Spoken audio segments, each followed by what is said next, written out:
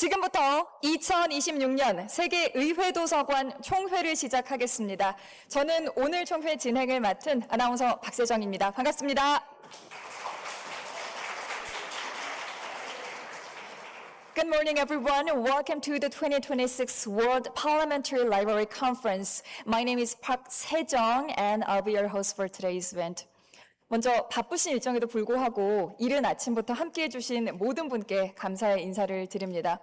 First of all, thank you very much for joining us today. Your presence and support have truly enriched this special occasion. 그리고 이렇게 의미 있는 자리에 진행자로 서게 돼서 진심으로 영광입니다.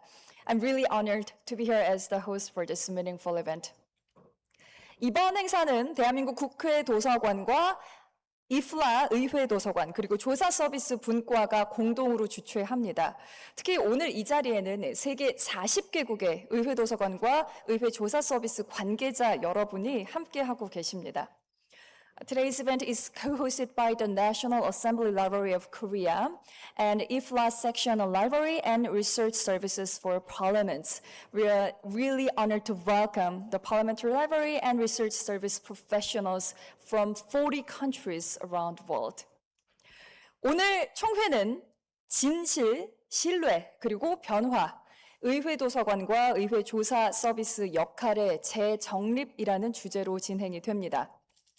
세계 각국의 의회도서관 또 조사 서비스 관계자들이 한자리에 모여서 의회도서관의 역할과 미래에 대해서 함께 논의하고 또 지식과 경험을 공유하는 의미 있는 자리가 될 것입니다. The theme of this conference is Truth, Trust and Transformation, reshaping the role of Parliamentary Library and Research Services. And today, the representatives from Parliamentary Library and Research Service from around the world have come together. They will explore the evolving role and the future of Parliamentary Library, sharing ideas and experiences and knowledges. And I hope you enjoy the whole process.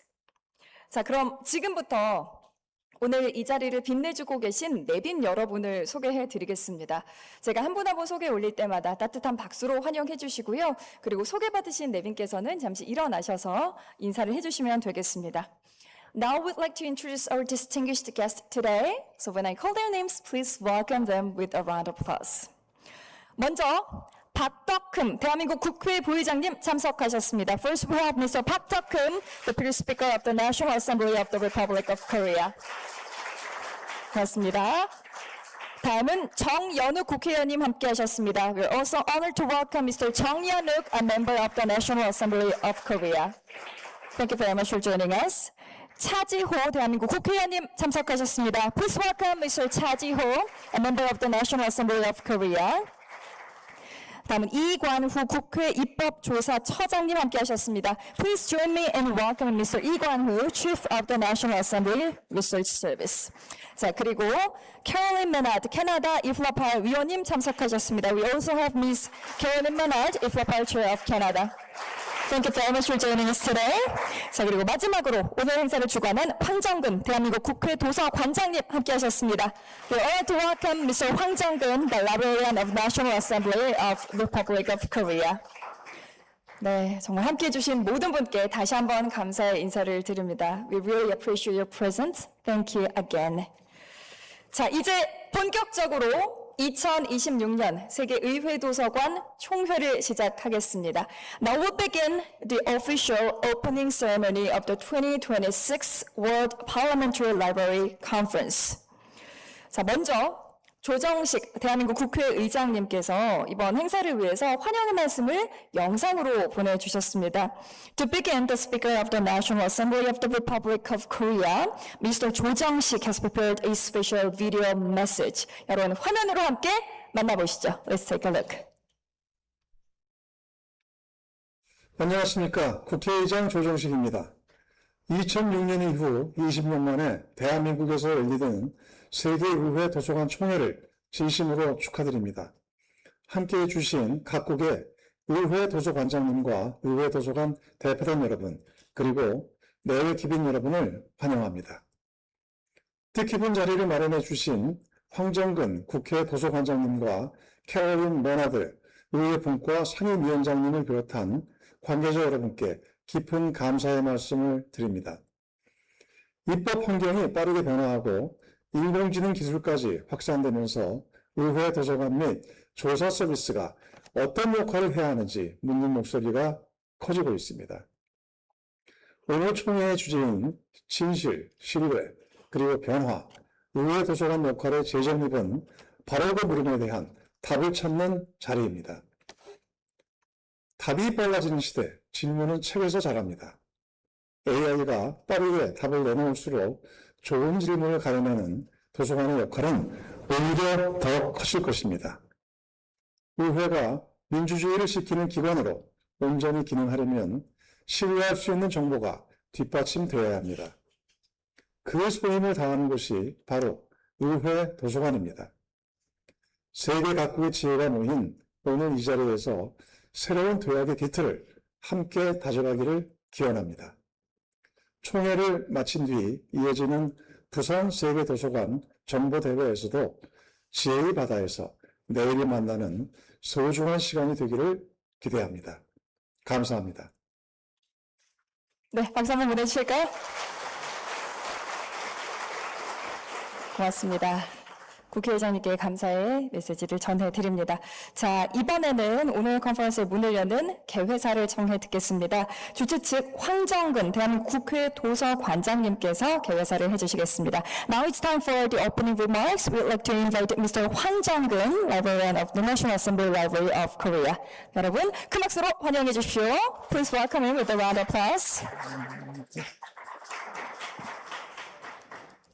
예, 존경하는 각국 의회 도서관 및 조사기관 대표 여러분, IFLA 관계자 여러분, 그리고 이 자리를 빛내주신 내외 기빈 여러분, 진심으로 환영합니다. 먼저 바쁘신 일정에도 불구하고 참석해 주신 박덕흠 국회 부의장님, 정현욱 차지호 의원님, 그리고 이관우 입법조사처장님 깊은 감사의 말씀을 드립니다. 아울러 이번 총회의 성공적인 개최를 위해 애써주신 캐롤린 메나드 위원장님을 비롯한 의회분과 상임위원과 관계자 여러분께도 각별한 감사의 뜻을 전합니다. 오늘부터 우리가 논의할 총회 주제는 아까 말씀드렸듯이 진실, 신뢰 그리고 변화입니다. 그리고 다음 주에 이어질 2026년 WLIC에서 다룰 주제는 변화를 이끄는 도서관입니다. 이 각각의 주제는 서로 분리된 의제가 아닙니다. 각국 도서관계 전체가 마주한 현 시대적 과제를 하나로 보여주고 있다고 생각합니다. 그것은 바로 변화입니다. 급변하는 AI 기술과 입법 환경 속에서 의회 도서관은 사실에 기반한 객관적 정보를 통해 진실을 지키고 신뢰를 쌓으며 더 나은 사회로 변화를 이끄는 중심기관이 되어야 합니다. 신뢰할 수 있는 지식을 선별하고 공정하게 제공하는 의회 도서관의 역할은 그 어느 때보다 중요하다고 생각합니다. 각국이 축적해온 경험과 전문성을 공유하고 인간의 가치와 사회적 가치를 연계해서 공동의 의회 정보 서비스 기준과 그리고 미래 의회 도서관의 비전과 청사진을 함께 모색한다면 우리 모두의 역량은 더욱 크게 확장될 것입니다. 존경하는 참석자 여러분, 인공지능과 함께 지식으로 민주주의와 인권주의를 지탱한다는 사명은 우리 모두를 하나로 묶는 가장 강력한 의회 도서관의 공동 가치입니다. 이번 회의에서 모인 지혜와 통찰이 각국 의회 발전을 위한 소중한 바탕이 되길 기대합니다. 오늘 총회가 민주주의를 지탱하는 자유, 평등과 같은 핵심 가치와 인간 존엄을 지키는 인본주의적 관점에 기반하여 AI시대 의회 도서관의 역할을 재설계하고 국제적 실천 기준을 함께 마련하는 뜻깊은 자리로 이어지길 바랍니다. 다시 한번 참석해 주신 모든 분들께 진심으로 감사의 말씀을 드립니다. 2026년 세계의회도서관 총회의 성공적인 개최와 여러분의 건승을 기원합니다. 감사합니다.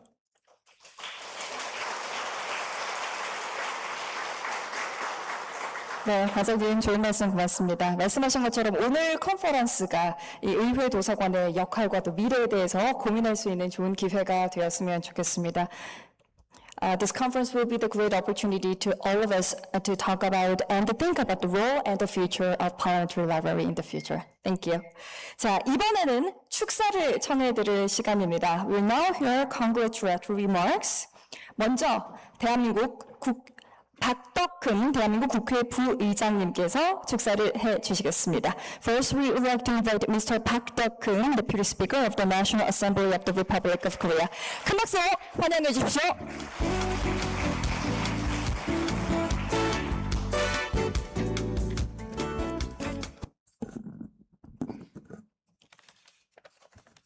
네, 존경하는 우리 국제도서관협회 의회도서관 및 조사서비스 분과위원장 여러분 반갑습니다. 해외 각국에서 오신 의회도서관장님과 입법조사 전문가 여러분 그리고 내기빈 여러분 안녕하십니까. 저는 대한민국 국회 부의장 박덕흠 다시 한번 인사드립니다.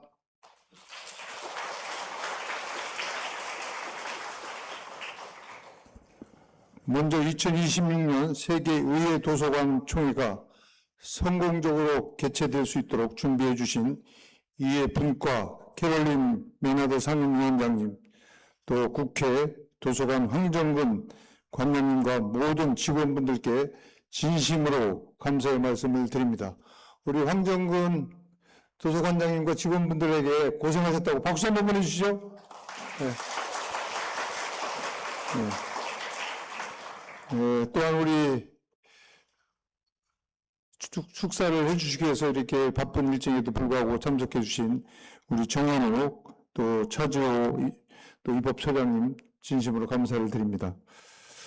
저마다 다른 언어와 문화, 의회 제도를 지닌 국가에서 오셨지만 오늘 이 자리에서 여러분은 하나의 공통된 사명, 신뢰받는 정보로 민주주의를 뒷받침하는 가치 앞에 함께 있습니다. 대한민국 국회는 오랜 역사 속에서 격렬한 논쟁을 거치면서 민주주의를 꽃피운 공간입니다. 이곳 여의도 국회의사당은 시민의 목소리가 법과 정책으로 빚어지는 살아있는 현장입니다.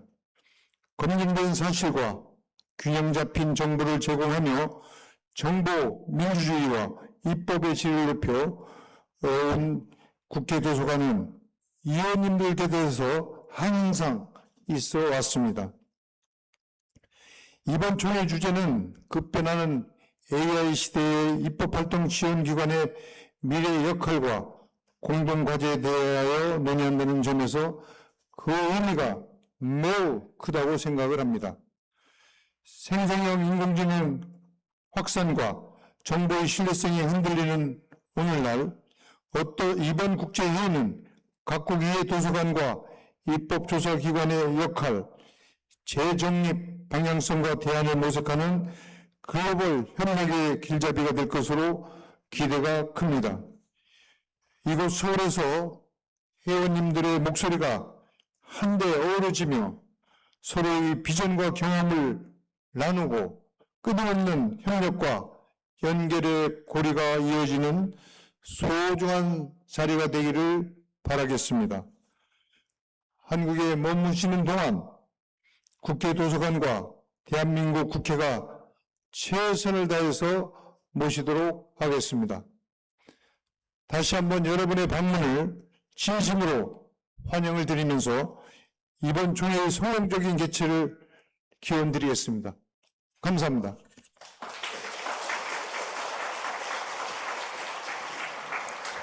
땡큐. 국회 부의장님 말씀 고맙습니다. 말씀하신 것처럼 우리 모두는 같은 과제를 공유하고 있습니다. As I mentioned, we have a shared mission. 그래서 그만큼 오늘 이 자리가 글로벌 협력의 기회가 될 것이라고 믿습니다. We believe today's conference will be the great chance for global cooperation in the future. Thank you. 자, 이번엔 다음 축사를 청해 듣겠는데요. 정연욱 국회의원님께서 축사를 해주시겠습니다. Next, we'd like to invite Mr. Chang Yeon-ok, a member of the National Assembly of the Republic of Korea. 여러분 큰 박수로 환영해 주십시오.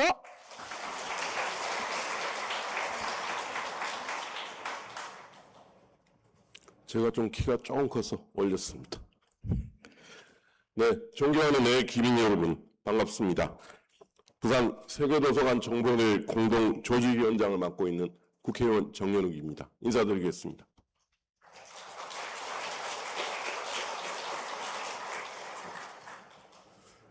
부산 세계도서관 정보대회 개최를 계기로 열리는 세계의회도서관총회 이 행사를 준비해 주신 조정식 국회의장님과 박덕흠 국회 부의장님 그리고 IFLA 레슬리 회장님, 황정근 국회 도서관장님을 비롯한 IFLA 국회 도서관 관계자 여러분들께 깊이 감사드립니다. 그리고 저와 함께 조직위원장을 맡고 있는 차지호 의원님도 축하드립니다. 여러분들의 정성을 모여서 2006년 이후 20년 만에 다시 국회 도서관에서 이 행사가 열리게 된 거라고 생각합니다. 당시 20년 전 총회가 국회 도서관과 세계의회도서관을 이어준 첫 만남이었다면 오늘 이 자리는 세계의회 정보 인프라와 국제협력 네트워크를 한 단계 끌어올리는 중요한 자리가 될 거라고 생각합니다. 오늘 총회의 주제는 말씀이 앞서 있었지만 진실, 신뢰, 그리고 변화입니다. 인공지능 시대에 가짜뉴스와 정보 왜곡이 넘쳐나는 요즘 의회도서관이 의회 본연의 기능은 물론 입법기관과 시민사회 사이에서 믿고 의지할 수 있는 정보의 보루 역할을 해야 한다는 엄중한 메시지를 담고 있다고 생각합니다. 의회도서관은 의회를 넘어서 시민 누구나 신뢰할 수 있는 지식과 정보에 다가설 수 있도록 돕고 소통하는 통로라고 생각합니다. 이러한 정보 접근의 확대는 시민들의 이해와 참여를 넓히고 민주주의 기반을 더욱 튼튼하게 만드는 데 기여할 것입니다. 이것이 모든 사람을 차별 없이 세상과 연결하는 문, 즉 도서관 본연의 역할이라고 생각합니다. 또한 오늘 행사를 통해서 의회 조사 서비스의 효율성을 높이고 입법 관행의 새로운 현안을 함께 논의하며 각국이 축적해온 경험과 문제 해결 방식을 나누고 모범 사회와 기준을 함께 만들어가는 실질적인 협력의 장이 될 거라고 기대합니다.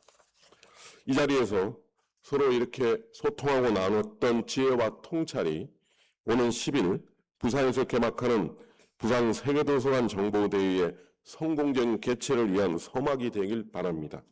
세계 각국 의회도서관이 한자리에 모여 AI 시대의 입법 지원 역량과 소중한 역량을 함께 나눌 수 있다면 국회도서관의 국제적 위상은 물론 우리 국회 의정 활동 수준을 한 단계 더 높이는 중요한 분기점이 될 것이라고 생각합니다. 오늘 이 자리가 전 세계 의회 도서관을 한층 더 가깝게 이어주고 연결시키는 계기가 되기를 바랍니다. 다시 한번 세계의회 도서관 총회 개최를 진심으로 축하드립니다. 감사합니다. 의원님 좋은 말씀 고맙습니다. 말씀하신 것처럼 이 AI 시대에는 믿을 만한 정보의 가치가 점점 커지고 있죠. 그래서 오늘 이 컨퍼런스가 이런 문제 해결에 도움이 되기를 진심으로 바랍니다. In this AI transformation era, the value of reliable information became bigger and bigger, right? So this conference, I hope this conference will help us on this matter.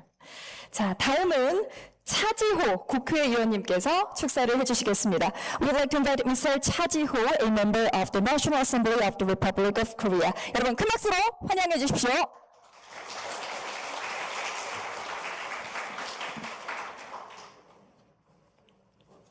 The dear members, parliamentary and libraries around the world, and welcome to South Korea, this National Assembly. And I'm also co-chair of the organizing committee for this conference, and also working on the information system, and especially related to the artificial intelligence in South Korea. So, with my background, I would like to emphasize a lot on the current transformation of our society. And as you know, today's session is extremely important as we are in the crossroad to the future society and in relate to the intelligence transition. So in traditional era of the information system, and whether it is analog or digital, all of our information is mediated by the human and over human institute like a library. But nowadays, all the information and most of the information is digitalized, and AI algorithm meditate on those information, which information can be delivered to the whom.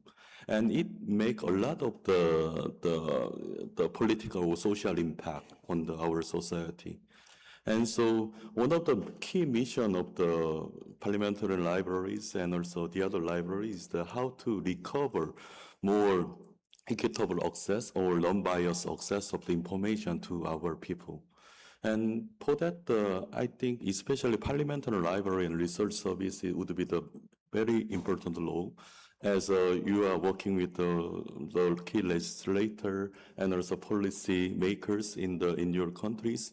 And also in that sense, you are the great ground on to evidence ground to support the key decision makers on each countries and around the world to respond to this big transformation.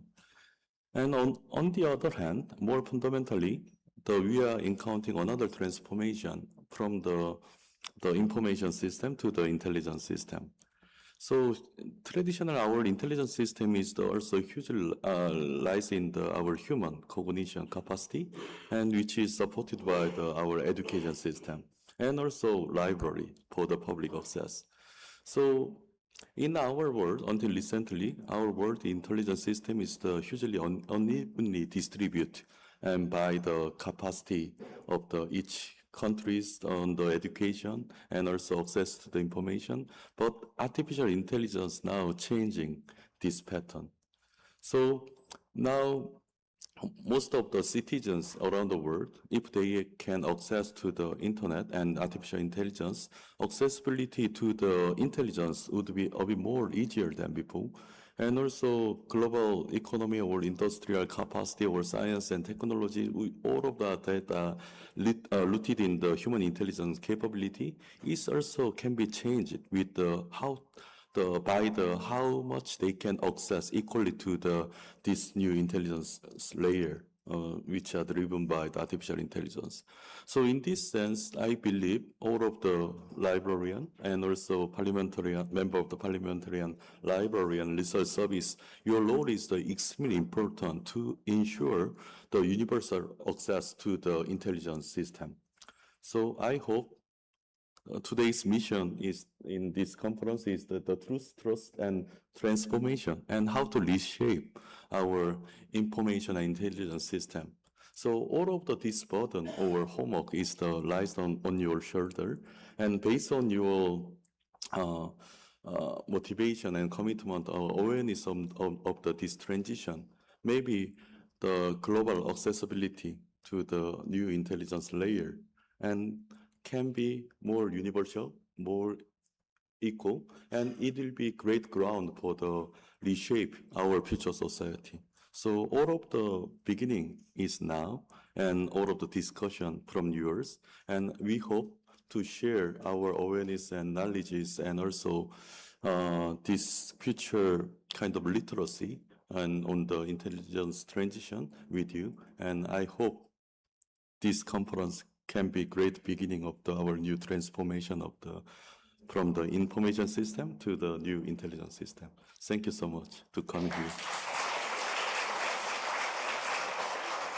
의원님 좋은 말씀 고맙습니다. 말씀하신 것처럼 이 디지털 기반으로 정보를 수집하는 요즘 의회도서관의 역할이 더욱더 중요해지고 있죠. 오늘 이 세션을 통해서 여러분의 고견 나누어 주시길 바랍니다. The role of the Parliamentary Library has become more important these days, so please share your insights with us today. 자, 오늘 마지막 축사를 드릴 텐데요. Caroline Menard, IFLA 위원장님께서 축사를 해주시겠습니다. Now we'd like to invite Ms. Caroline Menard, the chair of IFLA of Canada. Please welcome her with a round of applause.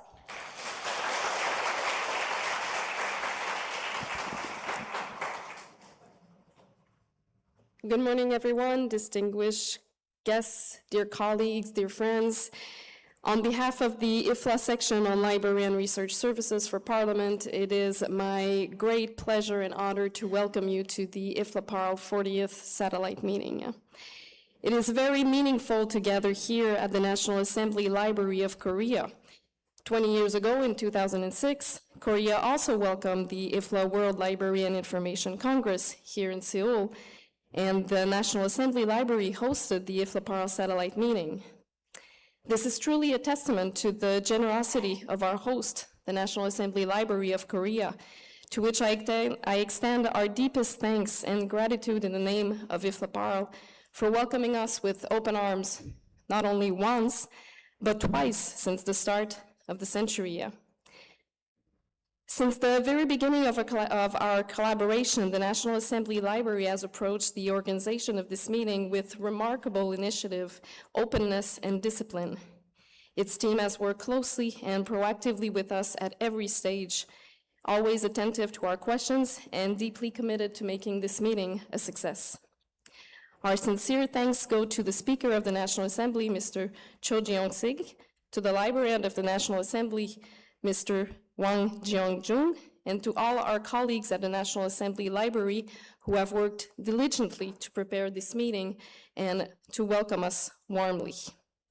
I would like to offer special thanks to Mrs. Mingyang Park, who is a member of the IFLA Standing Committee, and to Mrs. Hyung Park, International Cooperation Officer of the National Assembly. Mingyang and Hyung, it has been a pleasure to work with you throughout the past year, and you have been responsive and open at every stage of our collaboration. You participated faithfully in our many planning meetings, even when the time difference meant joining us at a very late time in the evening, with patience and a strong spirit of cooperation to our discussion.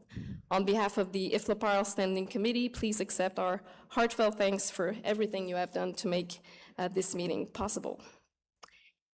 This meeting is also significant for another reason. For the first time, IFLA is organizing its satellite meeting in collaboration with the IFLA Law Libraries section. I would therefore like to extend my warmest welcome to our colleagues from the legal information field. Our two professional communities share many interests, responsibilities, and challenges, and I am convinced that this collaboration will enrich our discussions and create new opportunities for learning from one another. Special thanks to Alison Shea, Chair of the Law Library section, for joining us in this initiative and for contributing to its success. And I would also like to thank all of our wonderful presenters who have submitted presentations for this event. We have an outstanding program, and it is your expertise, your ideas, and your willingness to share your experiences that give it its richness. Thank you also to our colleagues who have developed the workshop of tomorrow. I think we will have great learning opportunities during these events. And finally, I wish to express my heartfelt appreciation to all the members of the IFLA Standing Committee, and especially to Lila Theodosi, our information coordinator, and Martin Reed, our secretary, who have worked a lot, many hours to make this meeting happen. Special thanks also to Joanna Smith and Dan Smolders, who have been part of the organizing committee, for your contribution. It is truly a tremendous honor and privilege for me to work alongside all of you. Thank you for your dedication, your professionalism, and your continued commitment to our international community. Allow me to conclude these congratulatory remarks in French, which is my native language. J'espère que ces deux journées feront naître de nouvelles idées, renforceront les relations existantes et créeront des liens durables. Surtout, j'espère qu'elles nous permettront de réfléchir collectivement à la manière dont les bibliothèques parlementaires, les services de recherche parlementaires et les bibliothèques de droit peuvent continuer à défendre la vérité, à cultiver la confiance et à être des moteurs de transformation. Bienvenue à la 40e conférence annuelle de la section des bibliothèques et services de recherche parlementaires de l'IFLA. Welcome to the 40th IFLA Satellite Meeting. I wish you all a stimulating, productive, and memorable conference. Thank you. Merci beaucoup. 감사합니다. 네, 위원장님 고맙습니다. Merci, il est très bien. 자, 2006년 이후 정말 20년 만에 총회를 열게 됐다는 점이 참 의미 깊다고 말씀해 주셨어요. 그만큼 오늘 이 의회도서관과 조사 서비스 역할에 대해서 함께 깊이 고민해 볼 수 있기를 바랍니다. It's very meaningful that we came together for the first time since 2006. I hope this conference will be a great opportunity to think deeply about the evolving role of the Parliamentary Library. Thank you. 자, 이렇게 해서 개회사와 축사까지 모두 청해 들었고요. 이어서 기념 촬영을 진행하겠습니다. Now we'll proceed with the family photo shoot. 먼저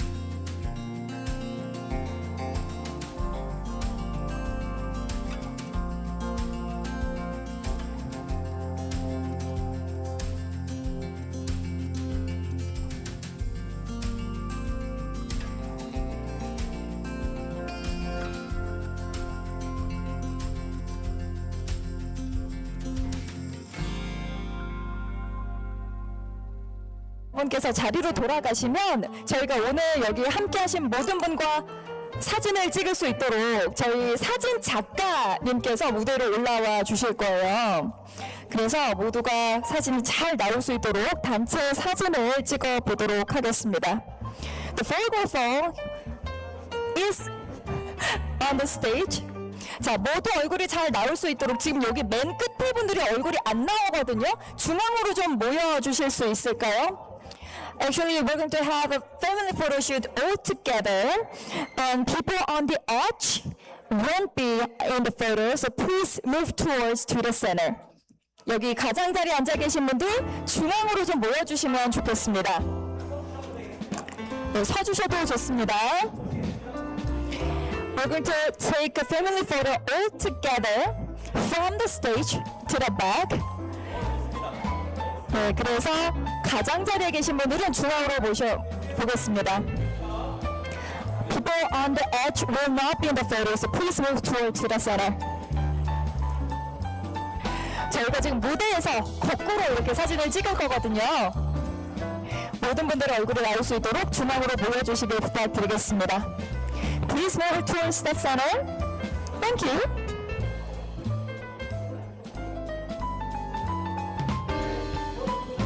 네, 중앙으로 더 과감하게 움직이셔도 되겠습니다. 네, 앞자리 빈자리 채워주셔도 좋습니다.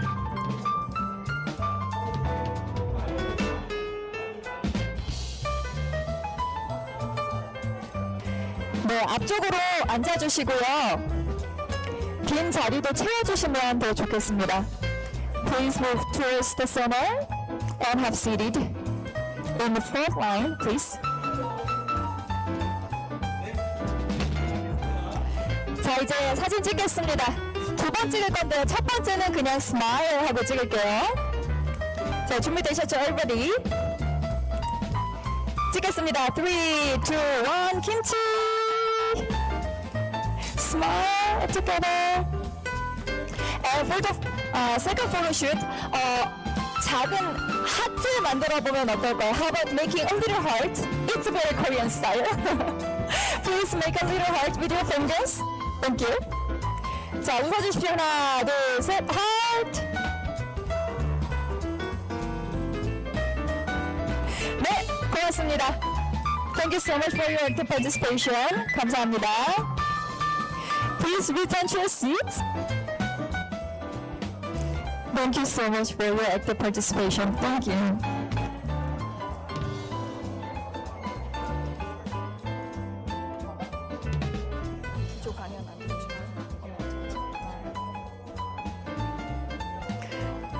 Thank you so much. 자, 이렇게 해서 기념 사진 촬영을 모두 마치겠고요.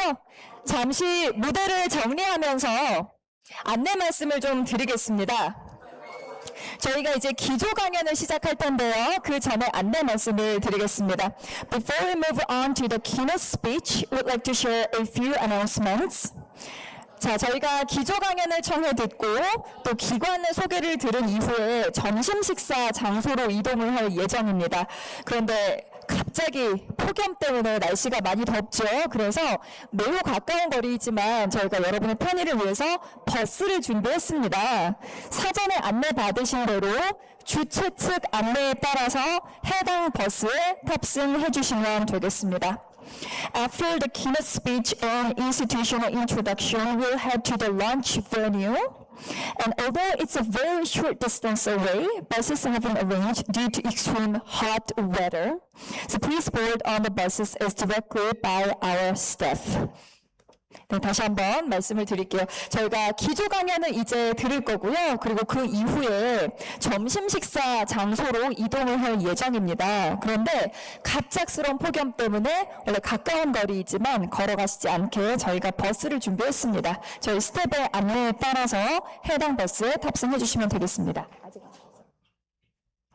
After we have a keynote speech and institutional introduction, we'll head to the lunch venue as we mentioned, but it's a very short distance away, but it's extremely hot, so we prepared the buses.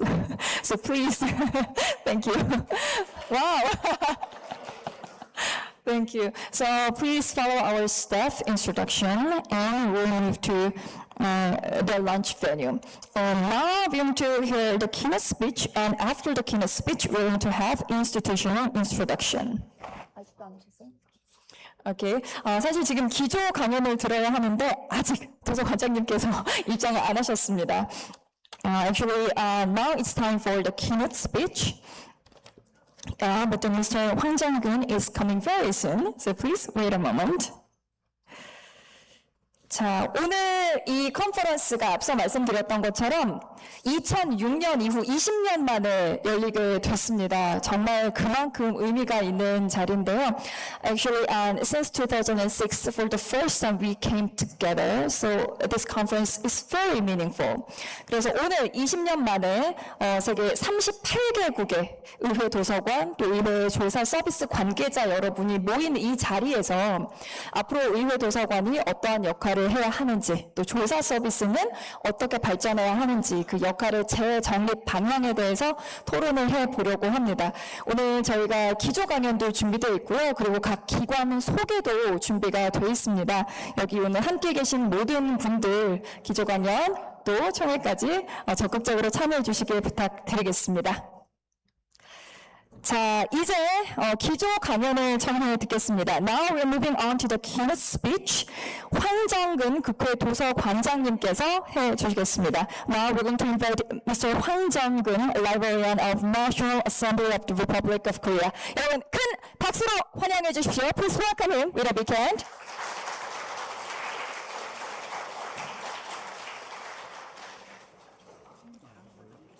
네.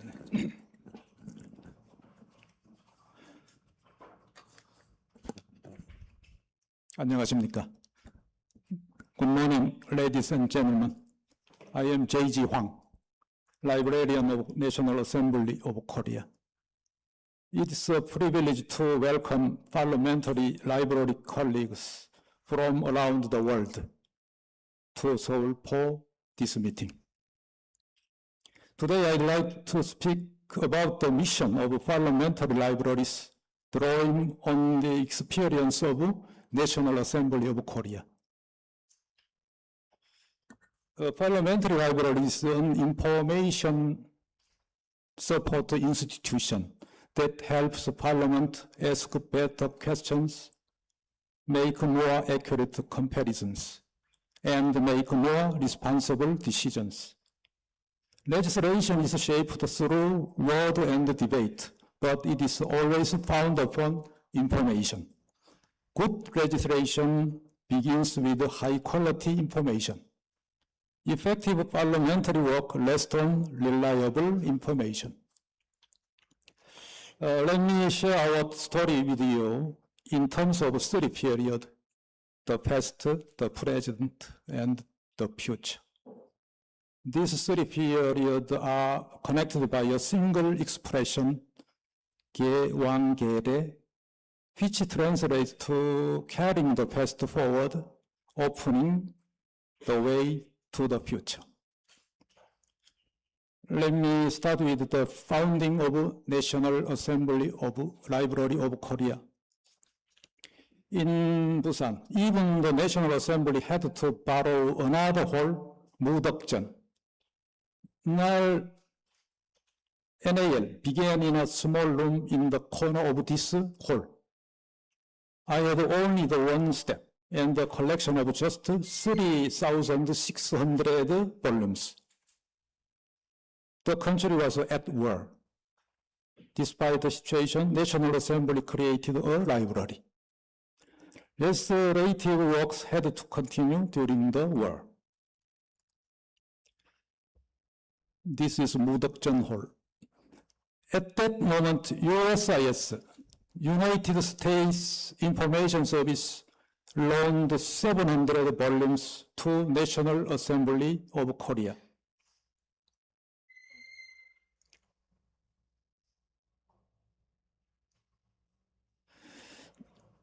They represented intellectual assistance. Perhaps it was one scene of public diplomacy and the seed of international cooperation. The 700 volumes that arrived in Busan in December 1921, become a small but decisive seed in the history of NAL. Let me now explain how the seed grew up. So today, we have blossomed into one of the largest libraries of Korea, having a collection of 9 million volumes and providing 450 million pages of full text materials through its digital library. By subject, 46% of the collection consists of materials in the social science, followed by humanities at 29%. Of the full text materials available through the digital library, dissertation and theses account for about 160 million pages, while academic articles and periodicals account for 130 million pages. We established the Korea Association for Research Information, the country's largest academic information network. Users can access full text materials developed by NAL. Nearly 8,000 institutions in Korea and abroad currently benefit from this network. Internationally, we also make our own databases available to our partner institutions. Parliamentary library is more than a library. It is an information support institution for parliamentary as a whole. Every member of the National Assembly has a group of staff members. While it does serve as a dedicated staff toward the individual member, NAL serves as a collective staff for the entire National Assembly. It is not our role to make the decisions, it is the Parliament. Our role is to provide the objective and authoritative information that ensures those decisions are grounded on a more accurate factual basis. The information services of an NAL can be divided into two categories. The first involves proactive services, in which we library anticipate needs and prepare resources in advance. The second involves customized on-demand services tailored directly to specific requests of the MPs and their staff. We provide a wide range of online service and publications. We focus on collecting materials published in the developed countries. Today, information timing has become as important as the quality of information itself. In this regard, NAL issues a number of publications on a weekly basis.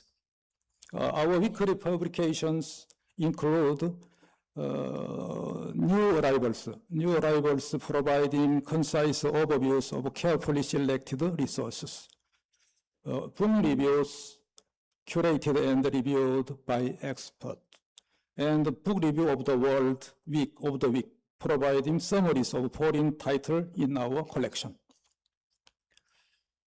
World Law of the Week provides a summary of the 4 recent legal developments from the United States, the United Kingdom, Germany, France, and the list goes on. It is distributed weekly to the MP's offices. The National Strategy Portal, another online service of NAL, collects major reports real-time from 1,300 think tanks across the world. From those, 5 reports are selected and summarized for report of the week. The second category consists of customized information services for National Assembly members and their staff. The library's flagship service is its customized research and reference service. The library responds to requests from National Assembly.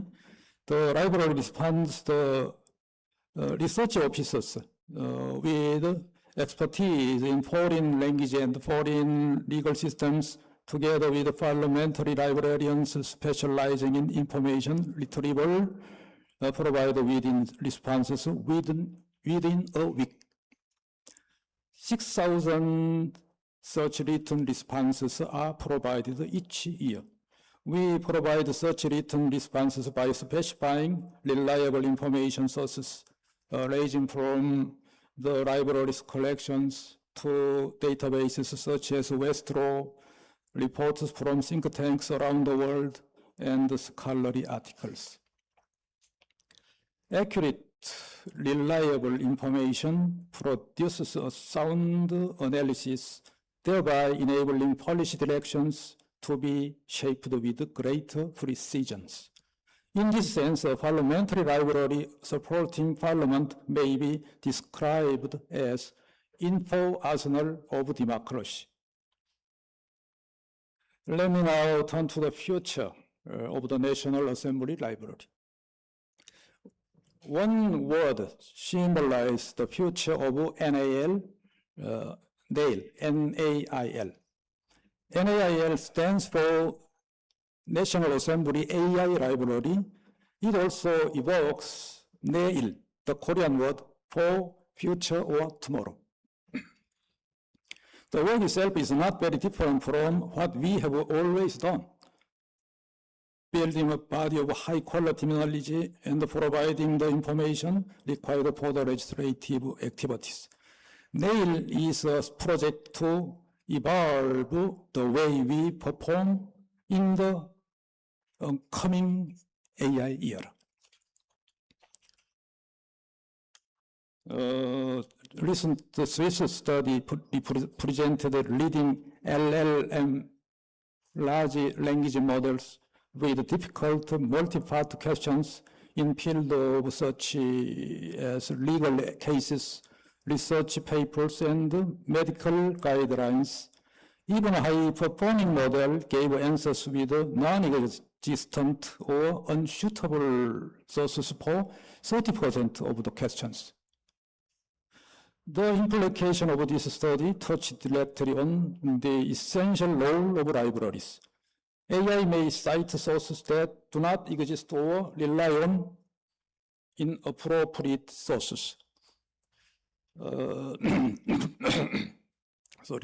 This is where we can identify both the role of parliamentary libraries and the direction of NAL. NAL remains grounded in the digital library. It seeks to go beyond simply retrieving materials.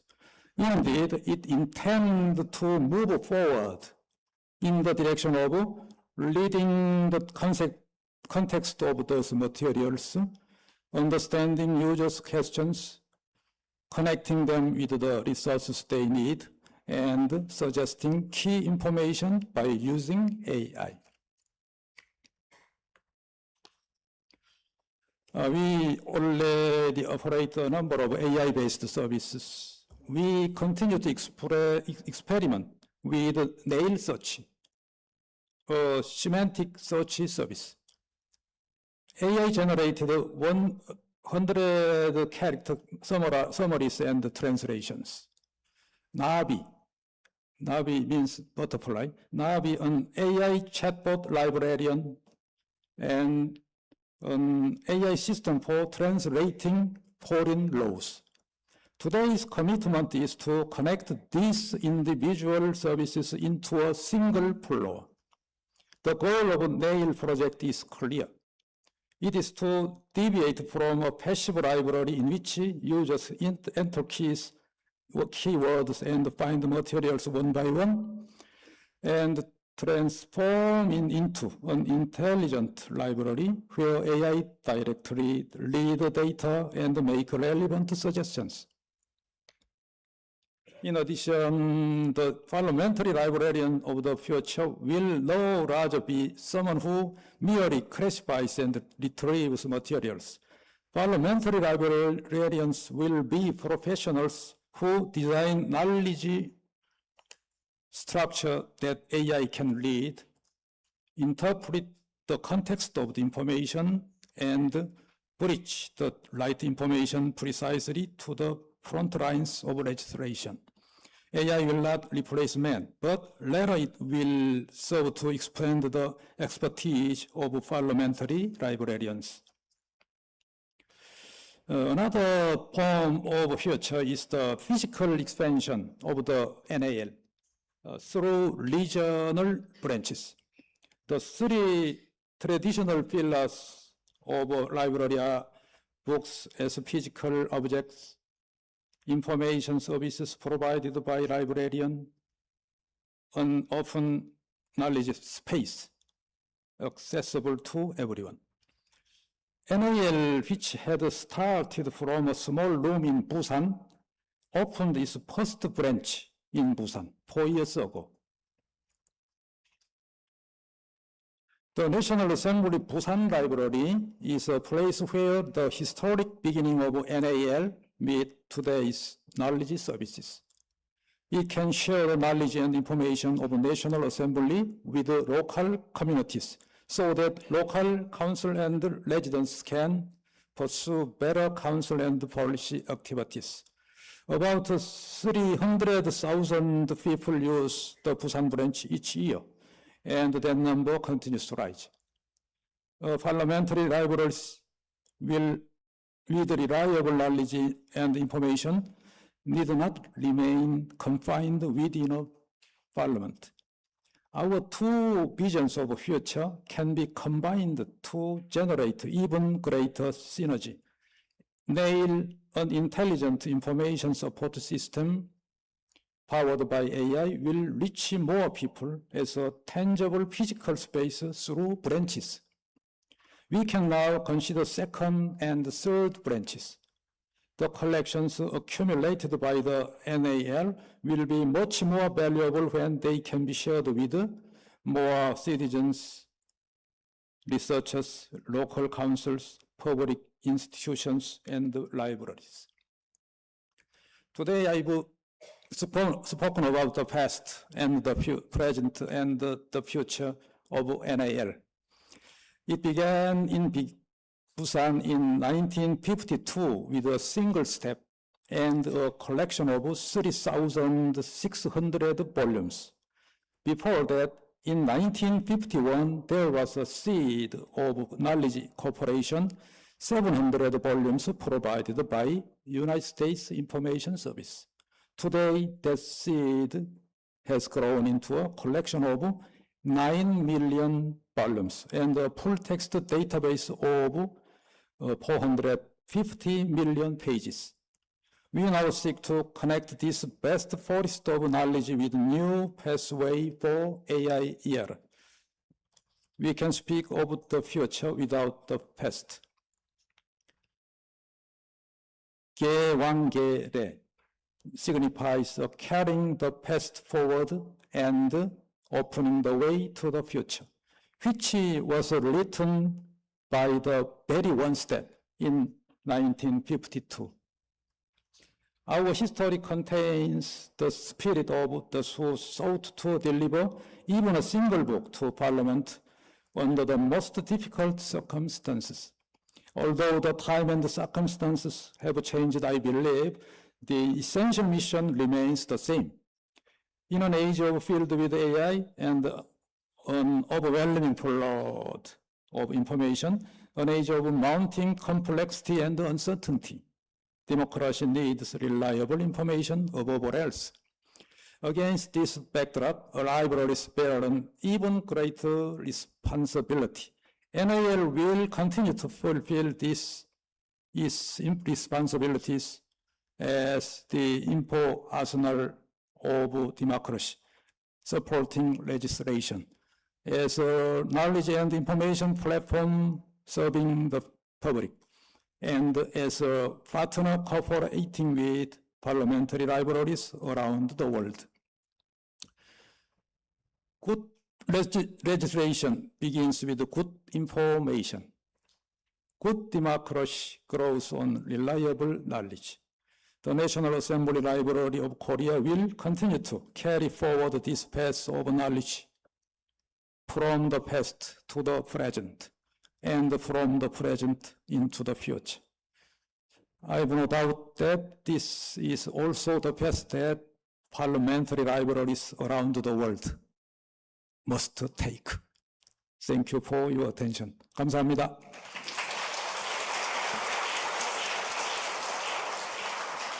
Thank you very much for your impressive speech.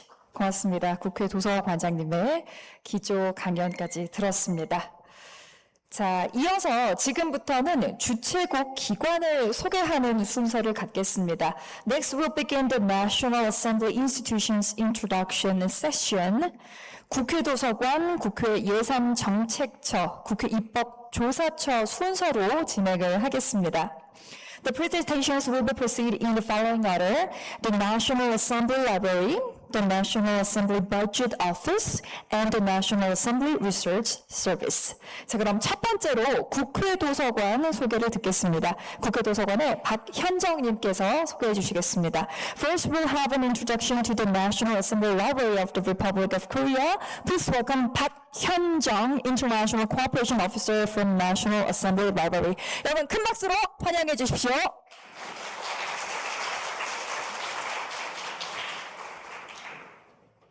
Good morning, everyone. My name is Park Hyun-jung, the International Cooperation Officer of the NAR Korea. The National Assembly Korea we simply call NAR Korea. 안녕하세요. It's my great pleasure and honor to have this opportunity to introduce about our library in front of our international colleagues.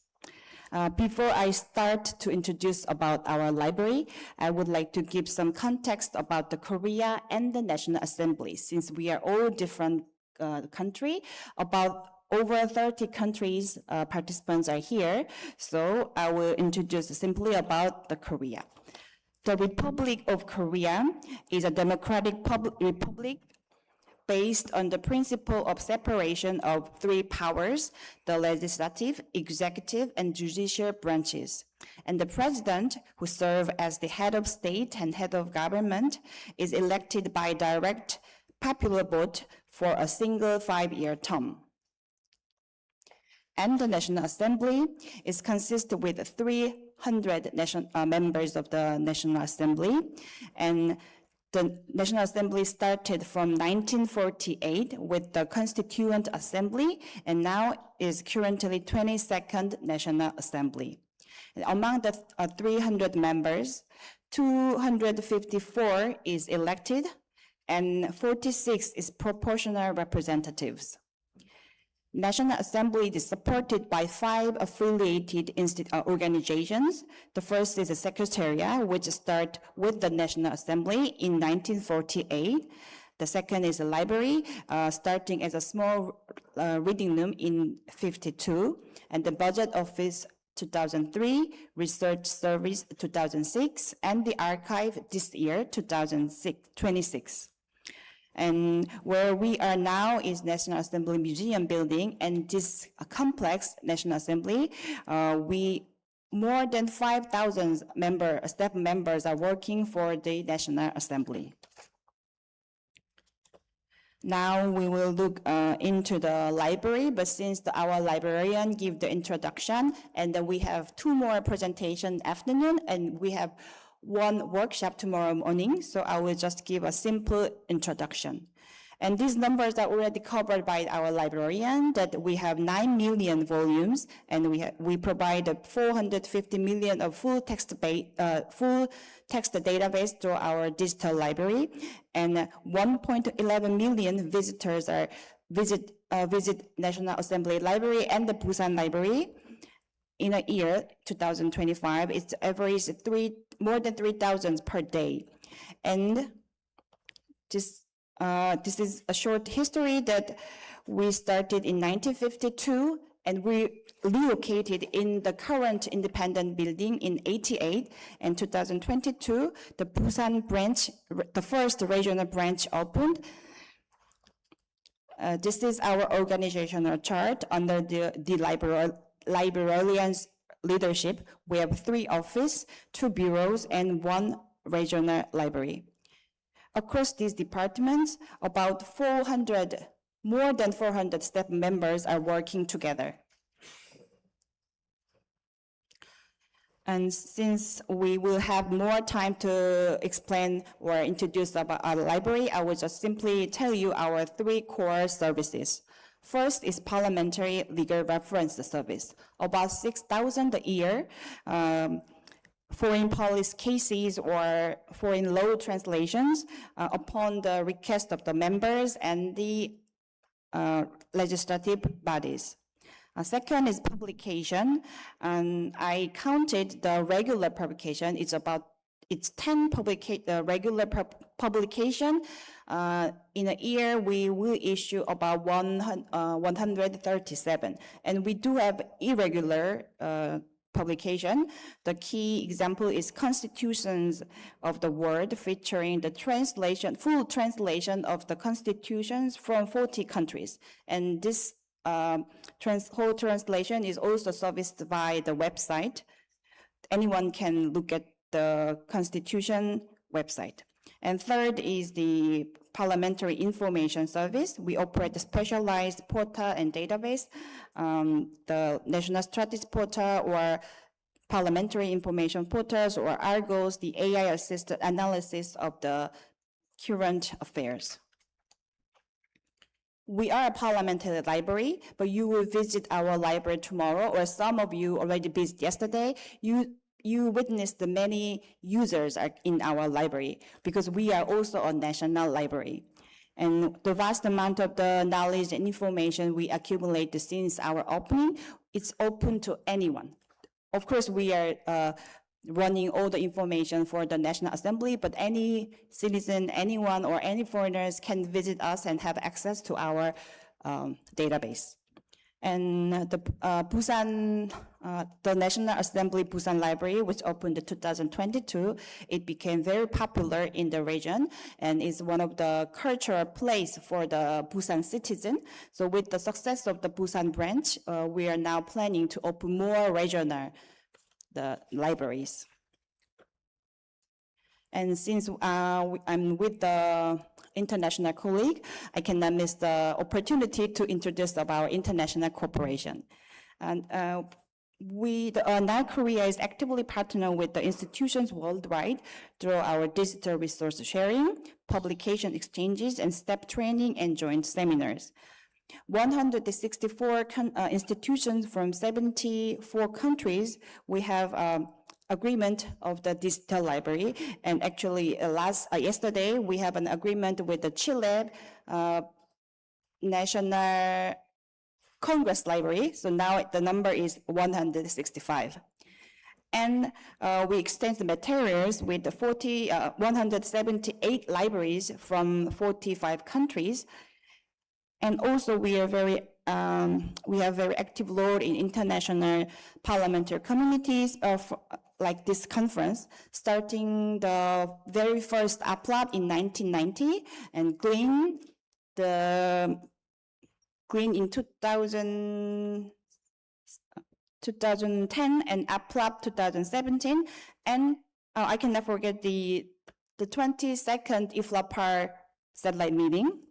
And I think this is about our 6th or 7th international conference.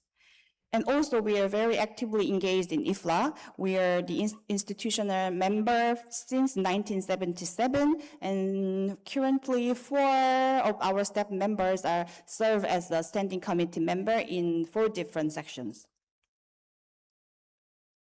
And before I conclude my introduction, I would like to show you our slogan. Can you guess what the drawing stands for? Yes, books. And and this is book, but also a butterfly. In Korean, it says the world where the knowledge and information flies freely. So, and also in our mission, they're saying that we collect the knowledge and information and preserve it and share with the parliament and the public and the future generation. So through the conference from today to tomorrow and then next week, WLIC, I hope all our colleagues have a great opportunity to share the knowledge and have inspirations. And I hope when you go back to your country, when you fly back, I hope all the knowledge and information we shared also fly to your country and reach to your colleagues and it inspire your work. Thank you.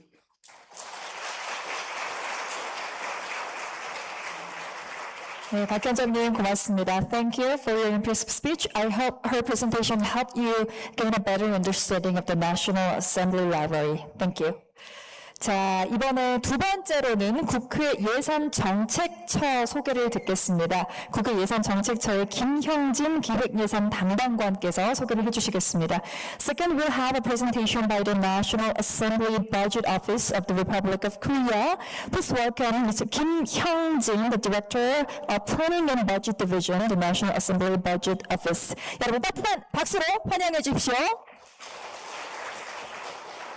Thank you. Good morning, distinguished participants.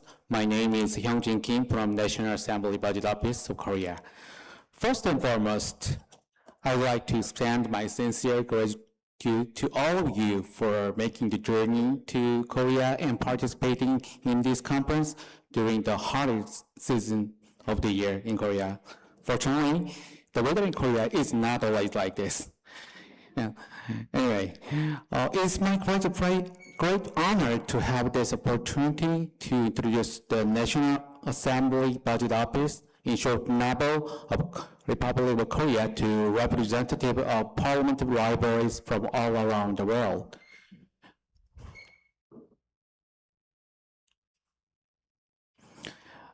NABO was established in 2003 with the mission of becoming the best fiscal institution serving the National Assembly and the public.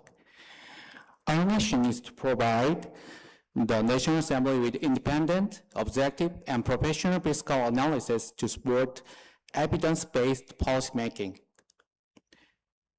Under the leadership of Chief of NABO, our organization consists of 4 departments responsible for administration, budget analysis, cost estimation, and tax analysis, and economic analysis. NABO currently employs 131 staff members with an annual budget of approximately $15.1 million for 2026. Allow me now to explain our roles and responsibilities.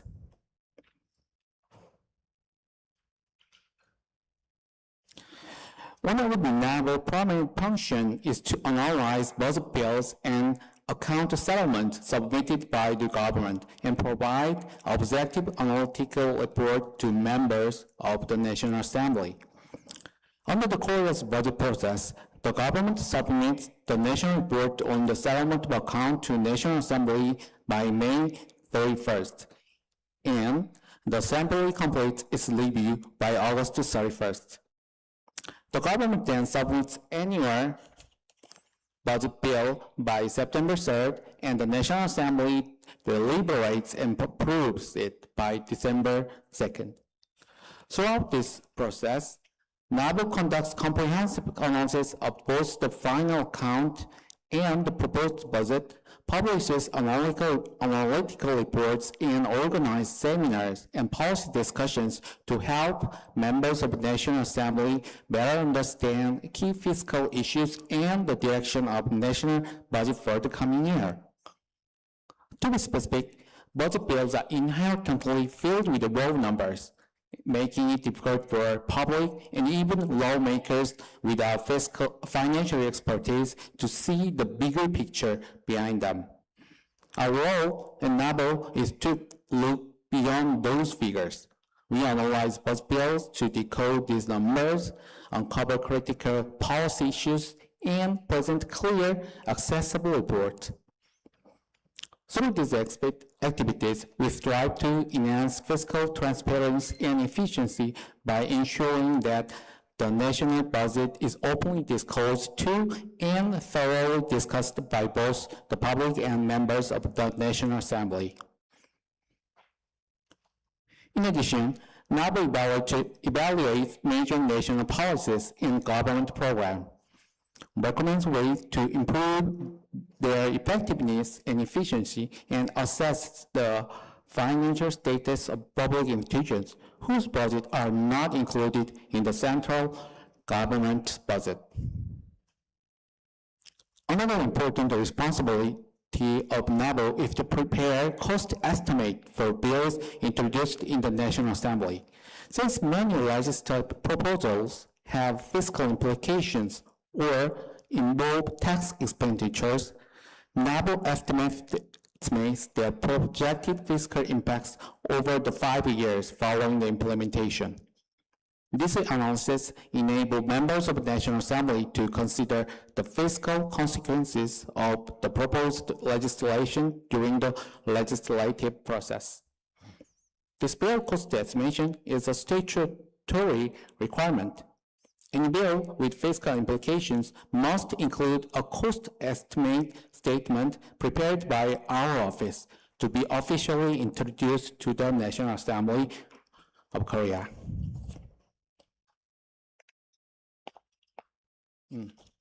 Furthermore, NABO conducts analysis of tax system, prepares long-term fiscal projections, and evaluates the economic impacts of public policies.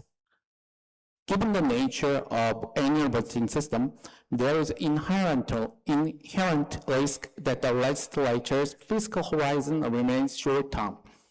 NABO addresses this by analyzing long-term fiscal impacts and evaluating their economic effects, thereby empowering parliaments to maintain sustained focus and informed dialogue on the stable national fiscal management.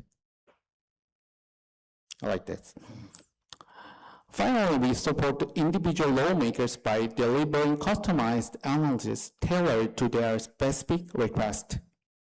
Recognize that members hold diverse interests, perspectives, and approaches to the public finance. So we provide tailored research to effectively empower their fiscal oversight activities. As fiscal challenges become increasingly complex, the role of an independent parliament fiscal institution like us is more important than ever. NABO will continue to provide objective analysis and trusted expertise, helping the National Assembly make informed decisions and promoting fiscal sustainability for future generations. This concludes my introduction to the NABO. Thank you for your attention, and especially thanks to National Assembly Library staff members for organizing this conference. Thank you. 담당관님 고맙습니다. Thank you. Thanks to his presentation, we got to learn more about the National Assembly Budget Office. Thank you. 자, 이제 마지막 순서로 대한민국 국회 입법조사처 소개를 들어보려고 합니다. 국회 입법조사처의 이희서 사무관께서 발표를 해주시겠습니다.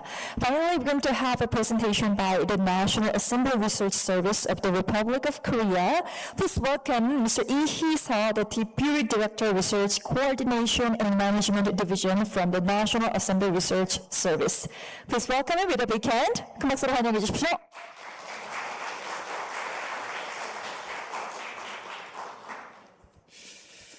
Okay, it's kind of nervous, but I will start my presentation from now on. Okay, good morning, distinguished guests and ladies and gentlemen. So it is my great pleasure to introduce the National Assembly Research Service, or NARS. My name is Hee-seo Lee, and I serve as Deputy Director in the Research Coordination and Management Division of NARS. Over the next 7 or 8 minutes, I will briefly introduce who we are and what we handle and where we are heading as a parliamentary research organization in the era of AI. Okay. So let me begin with a brief introduction of NARS. NARS serves as the official parliamentary think tank of National Assembly of Korea. Unlike other government-funded think tanks, our primary mission is to provide objective, evidence-based research directly to members of parliament or the MPs. We are the only institute in Korea that covers every major policy area, including politics, economics, science and technology, public administration, foreign affairs, and so on. Everything we do is guided by three core principles. First, the political neutrality, independence, and fairness. Since we serve all MPs, political neutrality is essential to maintaining our credibility. Ultimately, our goal is to strengthen the National Assembly's legislative and policy-making capacity through high-quality research and analysis. NARS currently consists of 3 research offices and 1 planning and management office, with a total staff of 126 employees. Our annual budget for 2026 is approximately $14 million, with about 71% allocated to personal expenses, and it reflects that the knowledge-intensive nature of parliamentary research. Last year, we completed over 5,500 research responses, published over 250 policy reports, and organized or supported 234 seminars and policy forums. So this is the core function of NARS. Members of Parliament submit legislative research requests through our online system. Each request is reviewed and assigned to the appropriate divisions and analyzed by legislative researchers. After completing the research, we provide a written response and, whenever necessary, conduct in-person briefings for members and their staff. As of August 2, 2026, NARS has completed more than 100,000 legislative research responses since its establishment in 2007. Perhaps more importantly, about 99% of MPs have used our service, demonstrating that NARS supports virtually the entire National Assembly, regardless of political affiliation. And most importantly, under the principle of confidentiality, legislative research responses are provided exclusively to the requesting MP. They are not disclosed to the general public. In addition to responding to individual requests, NARS proactively publishes policy reports on major legislative and social issues. These are 5 main types of reports that we publish. Our publications range from brief reports such as the issues and perspective to in-depth research publications, including the NARS LIA and legislation and policy studies. These reports provide timely policy analysis, legislative impact assessments, and also in-depth research on emerging issues. Another important function of NARS is facilitating policy dialogue. We regularly organize seminars and policy forums together with members of parliament and committees, academic experts, and practitioners. So these seminars strengthen communication between researchers and the members of parliament. Now, let me briefly introduce several recent initiatives and our future direction in short minutes. In 2025, we have implemented several institutional reforms. We established the Research Coordination and Management Division to strengthen research planning and interdisciplinary collaboration. We also modernized our publication system, improved legislative research database, and also expanded institutional partnerships. So together, these efforts have enhanced both efficiency and institutional collaboration.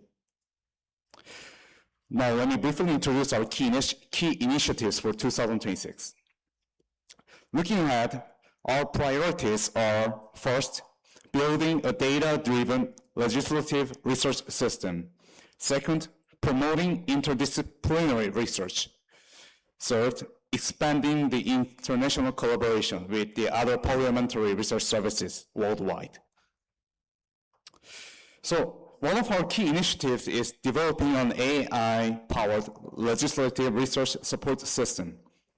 Over the past 20 years, NARS has accumulated more than 100,000 legislative research responses, creating a valuable institutional knowledge base. By combining this database with retrieval augmented generation, or RAG, and also the LLM model, AI will help researchers retrieve relevant precedents, identify useful references, and prepare initial research drafts. But the most important thing of this reform is that AI is designed to support, not replace our researchers. Human experts will continue to make all analytical judgments and finalize policy recommendations. So our goal is to improve the speed, consistency, and quality of legislative research. This complex chart is how it works. And another major initiative, I'll go for it. So another major initiative is the establishment of a nationwide public opinion database. So through periodic surveys, we aim to better understand citizens' policy priorities and also the public perceptions of legislative issues. So these data will support more evidence-based legislation and policymaking. And also we will put this database on our official homepage so that anyone who visits our homepage can look at the data. We are also promoting interdisciplinary research in two major areas. The first focuses on multidimensional inequality, developing new indicators to better understand inequality in Korean society.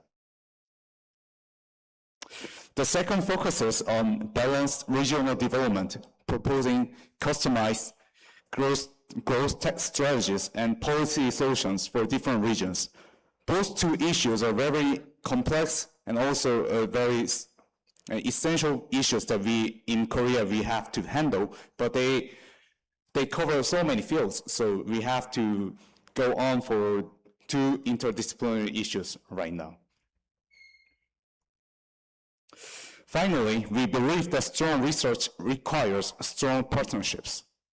Accordingly, NARS continues to strengthen collaboration with academia, civil society, government agencies, and parliamentary research institutions around the world. Through conferences, seminars, and international partnerships, we continue to strengthen our collaboration and knowledge sharing with parliamentary research organizations worldwide. We believe that today's policy makings or policy challenges are increasingly global in nature, making international cooperation among parliamentary research organizations is more important than ever. Okay, so this concludes my presentation. Thank you very much for your attention, and also I hope you enjoy your time at National Assembly and have a rewarding and memorable experience throughout the IFLA Power Satellite meeting. Thank you. 사무관님 고맙습니다. I believe his presentation has given you a clear understanding of the National Assembly Research Service of the Republic of Korea. 자, 오늘 기조강연과 또 국회 소속기관 소개해 주신 모든 분께 다시 한번 박수 보내주시오. Please give them a round of applause again to our speakers, please. Thank you so much. 자, 이상으로 개회식과 오전 프로그램을 공식적으로 모두 마무리를 하겠습니다. This concludes the opening ceremony and the morning session. 자, 이어서 오찬 시간인데요. Now we'll have lunch. 스태프의 안내에 따라서 오찬장으로 이동을 해주시고요. 이름표에 별표가 있으신 분들은 1번 버스 탑승자이십니다. 먼저 밖으로 이동하셔서 직원 안내에 따라서 이동해 주시길 바랍니다. Please follow our staff to the lunch venue. Participants whose name badges are marked with a star, please check it, are assigned to the bus number 1. We kindly ask you to proceed outside first with the star with your name cards, outside the first, and board the bus under the guidance of our staff. 앞서 말씀드렸지만 폭염 때문에 저희가 버스를 준비했으니까 안내에 따라서 탑승해 주시면 되겠습니다. Although the venue is very close to here, shuttle buses have been arranged for your convenience due to the extreme hot weather. 자, 버스는 1층에서 12시 45분에 출발합니다. The buses will depart at 12:45. 12:45. So please feel free to use the restroom, but back on time. Please back on time. At 12:45, our buses will depart. 자, 그리고 오찬이 끝난 후 2시부터 이곳에서 주제 발표 세션이 이어지니까 2시 전까지 꼭 입장해 주시고요. After lunch, the IFLA presentations will resume here at 2 p.m. So please be here before 2 p.m. 자, 그리고 내일 워크숍에 대해서 안내를 해드립니다. Tomorrow's workshop will begin at 10 a.m. at National Assembly Library Building, a different venue to today's venue. After the workshop, we'll have a library tour, lunch, and tour of the National Assembly. Please make sure you have the correct venue, please. 자, 그럼 12시 45분에 1층에서 버스 출발합니다. Our bus will depart at 12:45 on the first floor. 네, 12:45. Sorry, 11:45. Sorry about that. Our buses will depart at 11:45. We have like 15 minutes left. Please feel free to use the restroom and back on time on the first floor. Thank you. Enjoy your meal.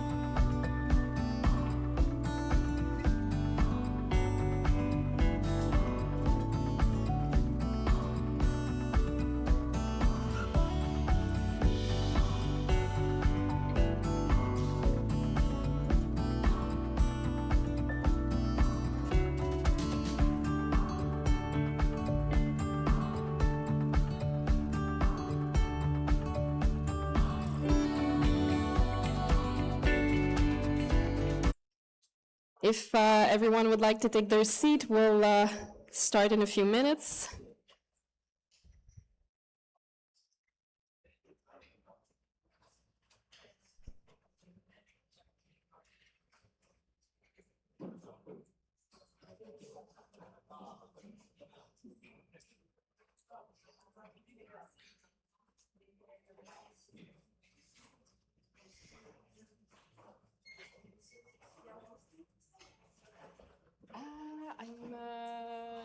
Actually, I have Martin, which will be moderating this session. Okay, so I'm from the podcast. You have the names as speakers? Yes. Yeah, will speak. Perfect. They are the come. Okay. Yeah. Excellent. One. So I will ask, I will tell Martin, my Yeah, colleague. just sign off. Thank you. Thank you.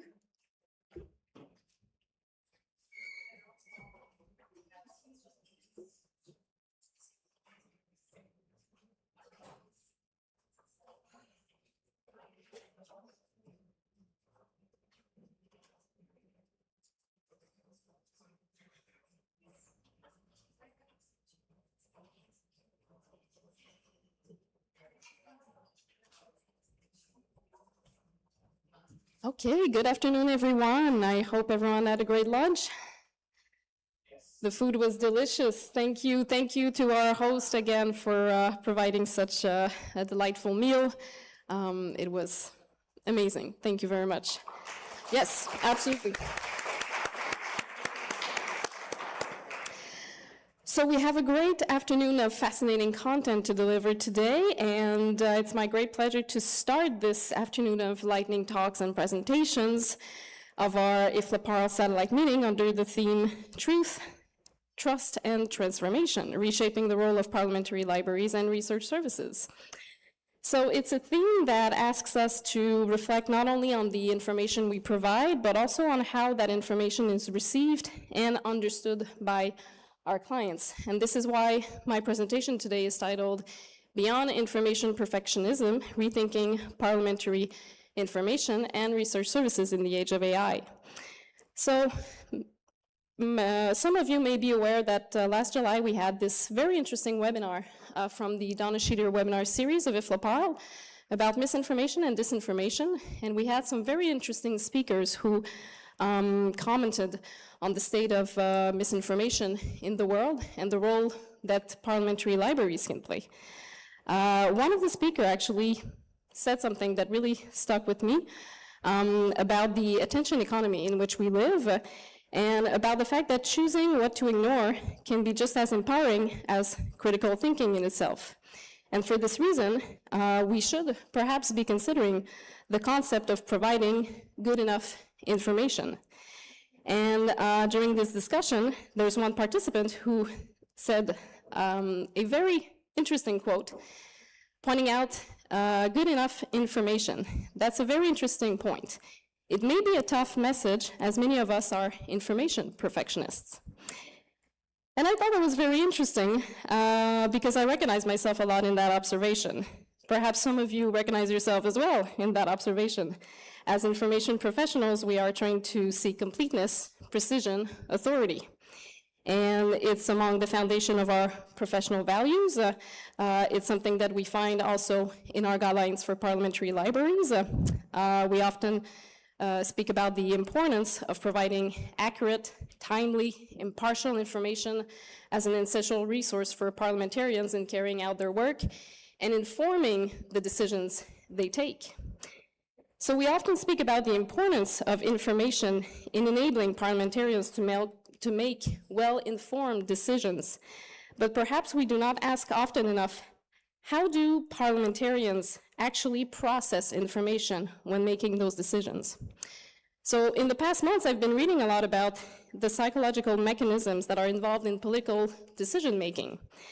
And I read this book that was published in Quebec last year that's basically translated to Bias in Politics. And this author examined the psychological mechanisms that are involved in political decision-making, reminding us of one of the approach, which is called the naturalistic approach. when humans actually approach information, and it states that humans have a limited capacity to process information. So we will stop our research to take a decision when we find a satisfying solution. So in parliamentary life, this description may sound a bit familiar. The idea in itself is not new. It's something that Herbert Simon in Administrative Behavior in 1947 actually explored and named bounded rationality. He basically explained that human beings do not have unlimited time, attention, or capacity to process information. So rather than examining every possible option, we tend to stop searching when we find a solution that is satisfactory and sufficient. It's a process that Simon actually described as satisficing. And yes, it's a nice word.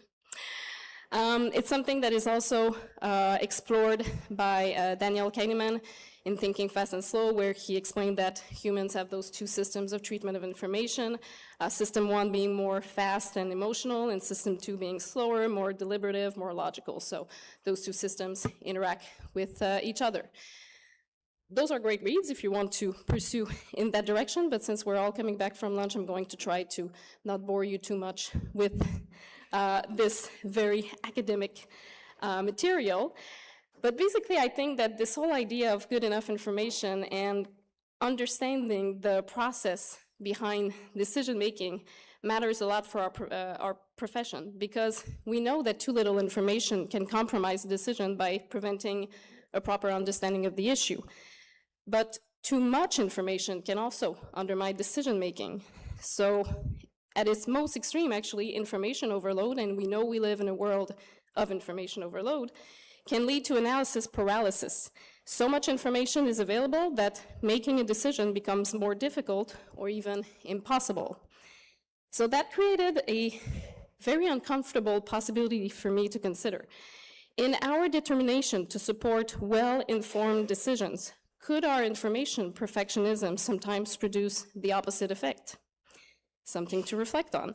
And this is why I think there's something to dig in through that idea of good enough information, and specifically what constitutes good enough information in a world where truth and trust are disputed.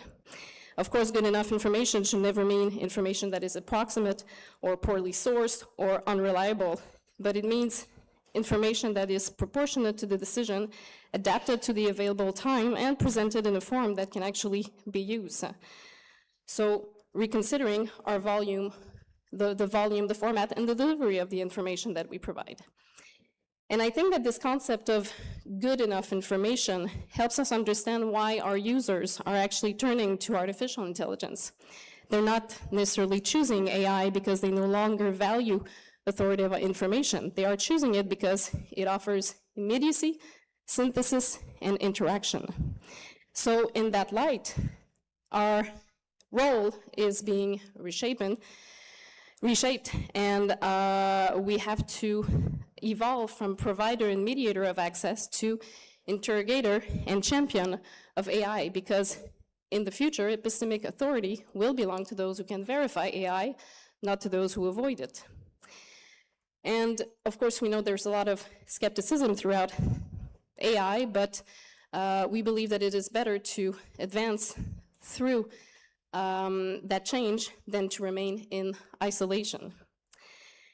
And regarding our role, this year the MIT Technology Review actually made 5 AI predictions for 2026, 2 of which I think will be important to keep our eyes on. The first one being the advent of agentic AI.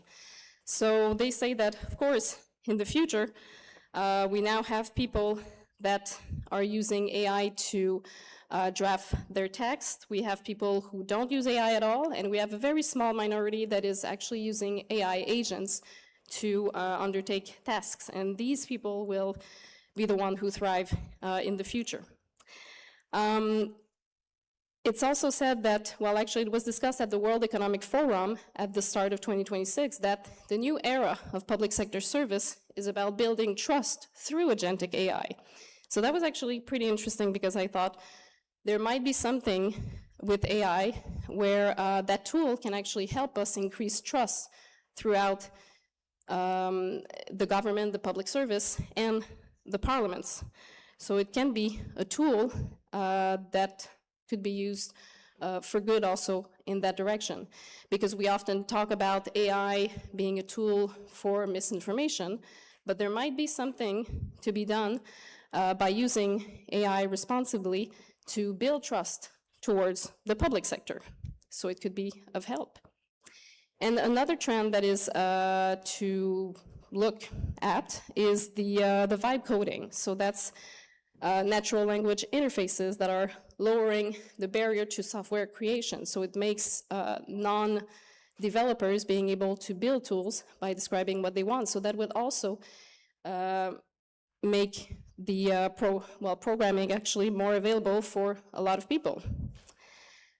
In that sense, we talk a lot about AI, but I think libraries can also power an important transformation in their sector by building trust and by leading the transformation in their sector, because we are in a moment of rapid AI uptake in the public sector, but effective use depends on clear leadership and support, and that is very important, and this is where we could, as institution, play an important role in providing that leadership for transformation. So it's something that could also be considered as a way for libraries to power transformation. Now, we will have, during the next 2 days, very interesting presentations and lightning talks and workshops that will actually talk about those possibility to power transformation. So I just wanted to make a reminder of the different topics that we have. And the first axis, of course, concerns parliamentary libraries as memory institutions, so preserving the past to inform reform and continuity. Our second one is, of course, very relevant to our theme, how authoritative institutions and providers of authoritative information can adapt to new communication practices and uncertain information. And the third one, reliability, evidence-based practices, and democratic resilience. Parliamentary libraries and research services help decision makers distinguish fact from manipulation, text claims against credible sources, and act under uncertainty without abandoning the discipline of evidence. So we can see throughout those three themes the importance of our role. Several of our speakers will invite us to consider how these new technologies can support our work and how risk can be managed and how human expertise can remain central to the responsible use of AI. And we have 3 amazing workshops tomorrow also that will build around those topics and that will help us move from reflection to action. And I want to finish by stating, well, doing a bit of a publicity pitch, if you allow me, regarding the power that libraries have to transform their institution. IFLA plays an important role in that field. Transformation cannot remain something that we observe. It must become something that we are equipped to shape. And no parliamentary library or research services should have to face these transformations in isolation. So through IFLA we can compare practices, we can create a space where colleagues can exchange practical experience and learn from successes and failures. So we have our AI Literacy and Innovation webinar series, we have our Donna Sheeter webinar series, our guidelines, newsletter, that are different tools to help us exchange our practices. So IFLA is not simply a producer of resources, it is a community, and its strength depends on your participation, of course. So during those next 2 days, I invite you to consider not only how transformation is affecting your institution, but also how your institution can help shape that transformation. And if you are a member of IFLA, I encourage you to become even more involved, so share your experiences, contribute your expertise, and help us build this collective response. And if you are not a member, of course, I invite you to join us, and I've put some information right there to find out how you can join IFLA. We are always happy to welcome also observers in our meetings and in our different events, so it will be a pleasure to have you on board. To finish, I believe that preserving truth, building trust, they are not passive responsibilities. They require us to transform and to help shape the transformations that are taking place around us. And this is something that we can do by being bold and by working together. Thank you very much.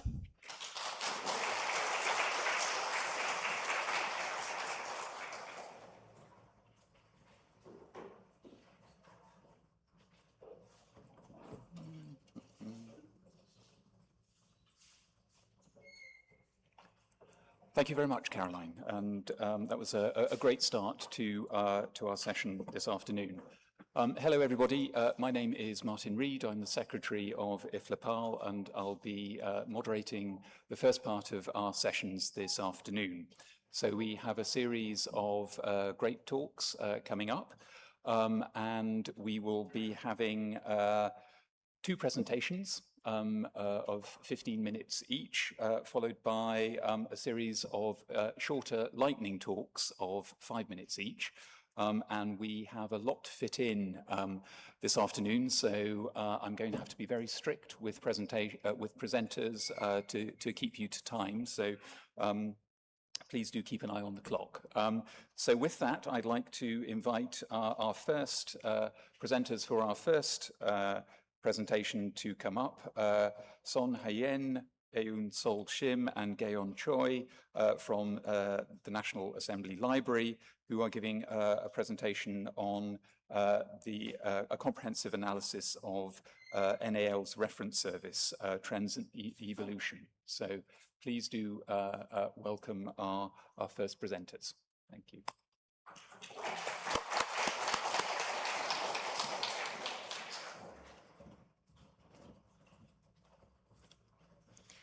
Hello, it's a really pleasure to meet you and speak in front of you.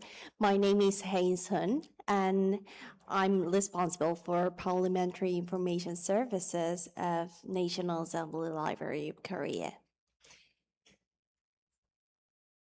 Today, I will present our analysis of the Legislative Reference Service. This service began in 1964. But we had never systemically examined the data collected through the service. This opportunity inspired us to analyze the data to better understand for the future. Before moving into our analysis, let me briefly introduce my team behind this study. Our team consists of 3 people from the Parliamentary Information Office, and each of us is responsible for collecting and reorganizing data for a specific section. Now, let me explain how the reference service our company works, and how we structure the analysis. The reference service begins with a request. Only National Assembly members and staff can submit a written request through an internal system. Once a request is submitted, 4 support organizations respond according to the type of question. Specifically, libraries, the National Assembly Library, 2 offices provide factual information, such as case study, list of materials, and expert opinions. Our analysis covers 106,113 reference service requests. These data were accumulated from between 1964 and 2025. During this period, a dedicated system was introduced in 1997, allowing more detailed data to be recorded, such as affiliation and output volume was available since 1997. Therefore, our long-term analysis starts from this period. We also pay attention to 2007, when the analysis function was separated from the library and we launched the National Assembly Research Service. And you know this organization in this morning session. We compared the periods before and after this organizational change. The analysis was primarily based on data extracted from the system. Also, we refined and supplemented some variables, resulting in a total of 19 elements. The items shown in blue are modified data. Specifically, the reply type variable had a missing rate of 66% before, but by reviewing the title and contents of responses, we fill in the blank and reduce the missing rate to 0%. Those in red are newly created variables. By reviewing the title and contents of all data, we fill in the blank. Due to time constraints, today's presentation will focus on the data elements shown in bold. Specifically, temporal, geographic, and subject area is our main focus. First one is temporal analysis. The line chart shows the annual number of responses. Although there is some fluctuation marked in red, green, and blue, our overall trend has been upward. In the past, the fluctuations marked in red were mainly driven by historical events. More recently, however, the fluctuations marked in green have been largely influenced by social issues such as COVID-19 and EU's AI Act. In recent years, excluding the peaks marked in green, the annual number of responses has generally remained about 5,000. So I think our medium rate is 5,000 in nowadays. To explain monthly trends, we visualize the monthly distribution for each year using a heat map. Above average demand is highlighted in red, showing a clear increase before the regular session in September. In South Korea, we have regular session in every year as September, so it shows the high demand during that season. In contrast, below average demand is highlighted in blue, and these periods are generally associated with elections. In particular, the yellow star means member of parliament election, and demand dropped sharply 3 to 5 months beforehand. So it means the members of parliament prepare for their elections, so they don't need the hourly cast. So by using that time, we can do other things. Next, we compare the response time using a box plot. The median is 5 days for both domestic and international requests. This means that half of the requests were completed within 5 days. However, the wider box for international requests indicates greater variation in response time. Although the typical response time is similar in both domestic and international requests are more likely to require longer processing time. Now, I turn to geographic analysis. In the last slide, we figured out international requests showed greater variety in duration. So we examined how the geographic focus of the service has changed depending on the season. In the past, most responses were based on Korean things, domestic ones. Since 2005, however, international requests have outnumbered domestic ones. In particular, following the establishment of the National Assembly Research Service in 2007, 82% of our responses were related to international materials. Specifically, we analyzed the specific countries and regions covered over the last 10 years. The United States and Japan have been the most frequently requested countries in our library. More recently, interest has increased in France, China, and European Union. We also compared the duration by country. China has the shortest median response time at just 2 days, compared with 4 days for most other countries.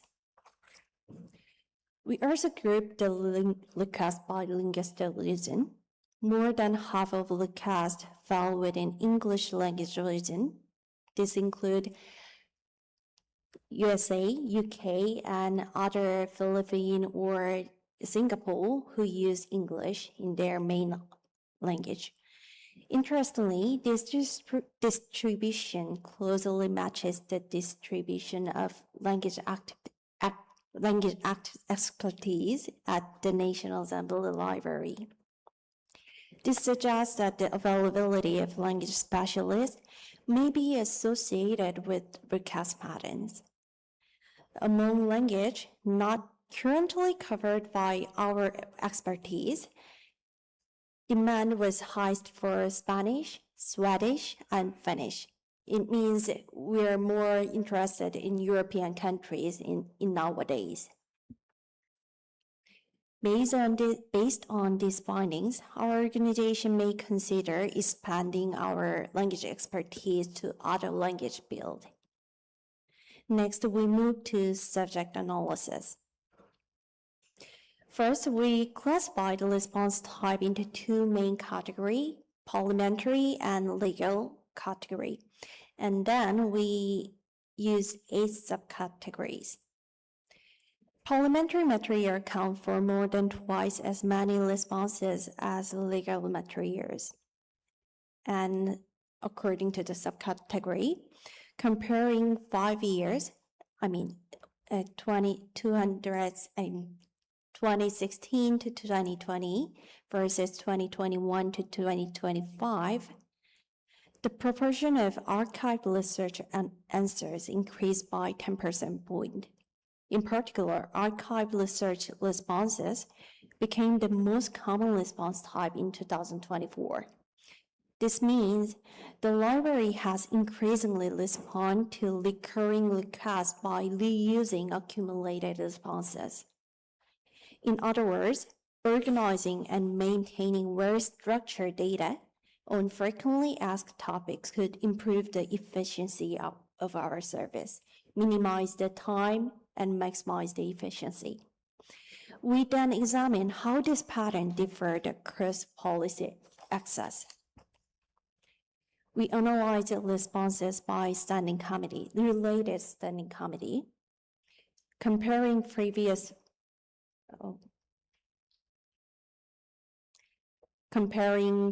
5 years with latest 5 years, we noticed responses related to science increased. I think this is because of AI, and we have more focus on AI Act or other science issues has occurring in nowadays. We also compared the response times across standing committee. The National Assembly Steering Committee was the fastest with a medium of 2 days. In contrast, the National Defense Committee and Budget Committee took the longest at 8 and 9 days, which means they generally require more time to process. Lastly, we examined trends among 190 standardized keywords and selected several notable examples. Requests related to National Assembly affairs and school education have remained constantly high. Normally in South Korea, we really have notorious in school. We have a lot of pay attention to education, so it affected our standing committee too. Also, the most notable increase was in science and technology, where demand rose sharply in 2024, and it remained high in 2025 also. This suggests that emerging policy issues are quickly reflected in reference service demand. Finally, our analysis provides several insights into the future of reference service. As mentioned previous presentation, AI is reshaping our lore, our library and lore. And in the age of AI, our analysis shows that demand has not declined, but there is still strong demand for timely and issue-oriented information. So it means we have to reshaping our lore. Our finding also suggests several directions for our organization have to change to this period of time. First, I summarize it three categories. The first one, staffing according to seasonal demand. In low season, we can use our staffing to other work, such as preparing the well-organized data for the future.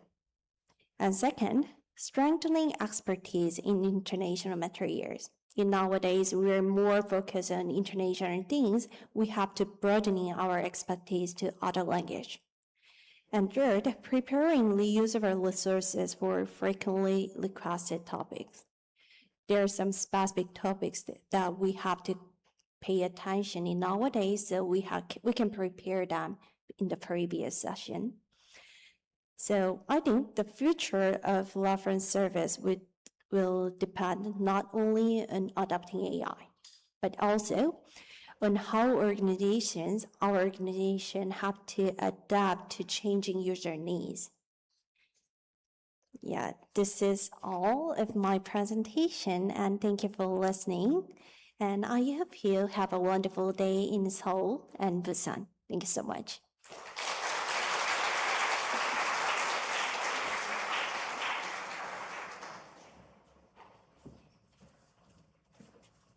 Thank you so much.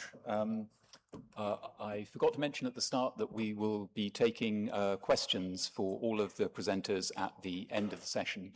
So if you could think of questions for our presenters, please take a note of them and we'll come to them at the end of the session. Could I now invite our next presenter, Gilead Beniad from the Knesset in Israel, to come up to talk about preserving, strengthening and renewing a 25-year journey, looking forward to rethinking strategic vision for parliamentary research services. Thank you. Yeah, just a second. Back. Okay. Good afternoon, everyone. Hi. My name is Gilad Beniad, and I'm the Deputy Director of the Research and Information Center of the Knesset. And thank you for the opportunity to be here today. When we first saw the topic of this conference, it felt like the perfect timing because we were just in the middle of a major strategic process that we call Thinking RIC. After we marked 25 years of activities, and we decided to stop and rethinking our path forward. Our goal was to define how we perceive the best traditions, how we enhance our professional stretch, and renew our services for the digital age.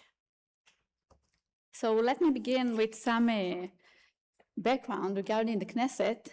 The Knesset is a unicameral. We have 120 members. We have elections every 4 years. Actually, we have an election upcoming October. And we have 18 statutory committees, and this is a core part of our daily work in the Research and Information Center, because the RSC provides the most direct support to the committees. Okay, so the RSC was established in the year of 2000. Our mission from day one was to strengthen the Knesset ability, monitor the government, and make better laws based on real data. We are about 60 employees, and we have 5 multidisciplinary teams that cover every public sector and issues. And we have 2 specialized teams. One is a legal research team, and one dedicated to budgetary control department. All our papers are published on our website. I know that it's not common in all the parliaments research center, but we are. And so this vast library knowledge makes us a primary resource of data and analysis for our parliament. Okay, when we start this journey, we needed a clear map. We didn't want to guess, we want to base it on real data. So we conduct a satisfaction survey, face-to-face meeting with our members of the Knesset and our committee's directors, just to hear what they really need, what we have that they don't use, what they want us to reinvent. We also look inside. We did a SWOT analysis with our staff to find out what is our strength and what our weaknesses. After this process, we give our researchers a special questionnaire to understand their professional goals and challenges. And this is a very wide, deep listening path. Was very important in everything that comes forward. So with this data, we began the project we call the Thinking RIC. And in the majority, we had 2 parts. In the first part, we focus in on what? The question of what? What are our core values? What is our professional identity? And on the second part, we focus on the question how to get those what things. We built 6 working groups to create practical tools for the digital age. And those team looks at our products, our technologies, and our services. And the result was a complete action plan. We took like all those 6 groups conclusions and make it a complete action plans to make this change. And now we are on step 4. We are in the beginning of the implementation part. And we have, as I said, election at the end of October, and this is a great opportunity for us to make this change at the beginning of the new Knesset.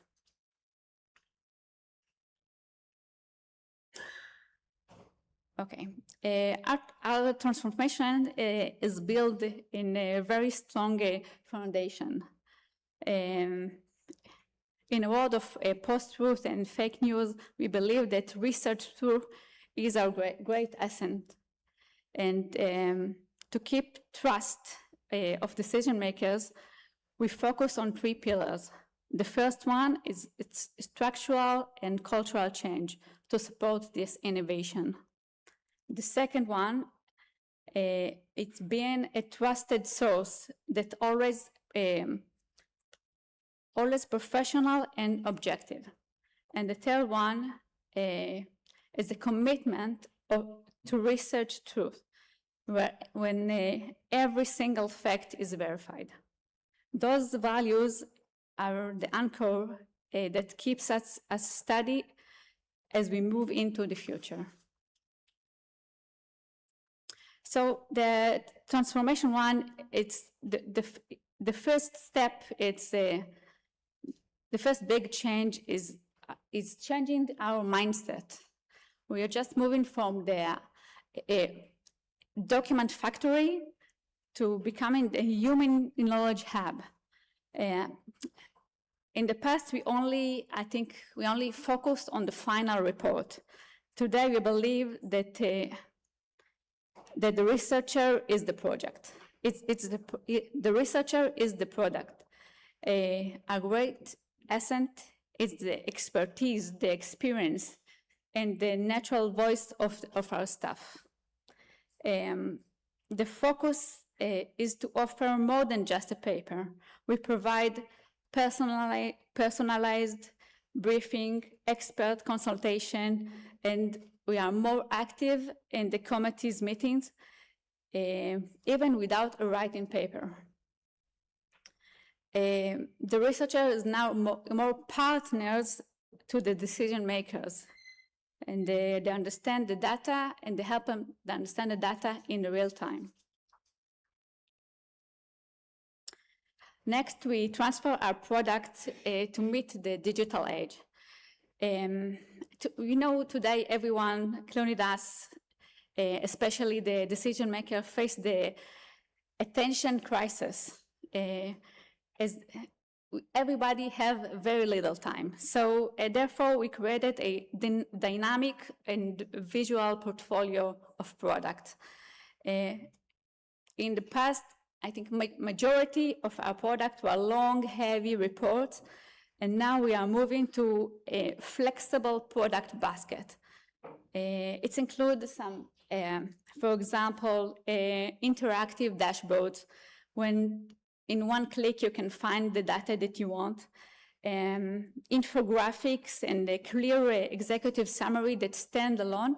For example, we have a long report, but we have separately 2 pages of summary that we can give the client. Our goal is to make the research accessible and timely without losing the professional depth of the report.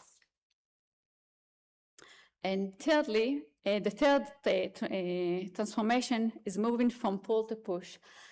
When I look at the agenda, I saw that there is a presentation dedicated to this issue later on.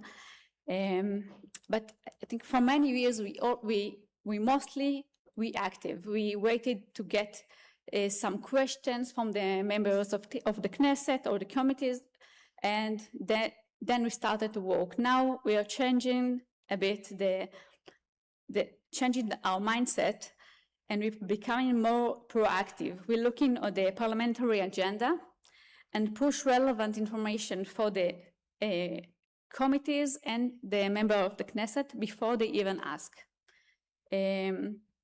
Of course, this we have to be more careful, bringing in mind the challenges and the risks, because we are, after all, we are a natural non-partisan body, but we all consider this in our head when we do it. This shift ensures the RSC is always one step ahead. Okay, we can't do this project without mentioning AI. Our journey, our latest innovation is AI-powered public data hub. In the world of information overload and fake news, people need a source that they can trust.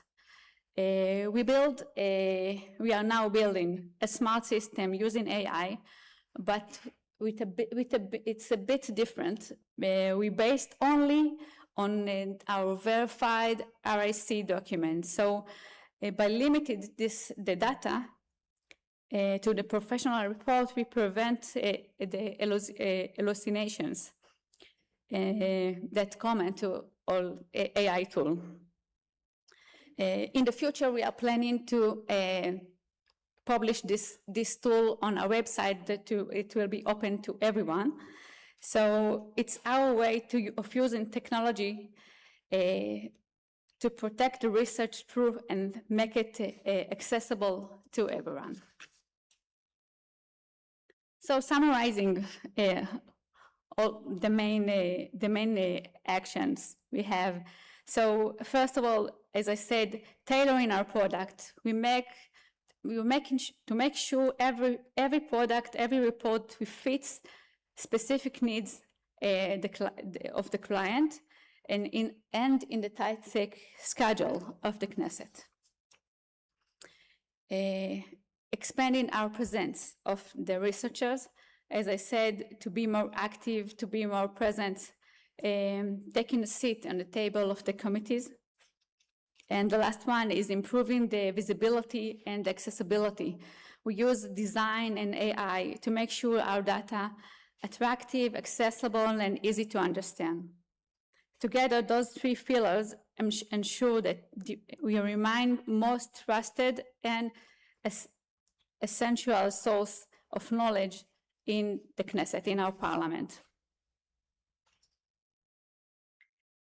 So, to summarize our journey, thinking RIC taught us a vital lesson. To fight post-truth, we don't need to change our core values. Instead, we must reinvent how we deliver the truth. To combining the professional DNA with accuracy and trust, with service innovation, we ensure that the RSC remains relevant and influential partner. We are presenting our tradition while embracing the future. So, as I said, now we are in the implementation stage, and I think this is a rare and wonderful opportunity for us, not just to share our experience with you, and also to learn how to change, how to make this change, to make this strategy idea to actually work in practice. So we are looking forward to hear this inspiration talk. Thank you very much.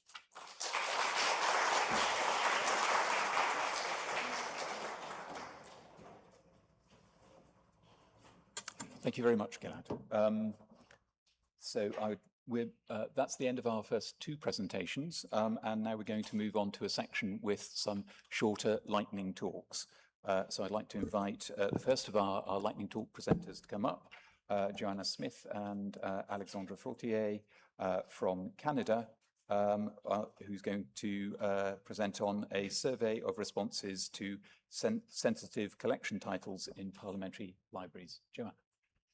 Thank you. I was trying to be lightning-like.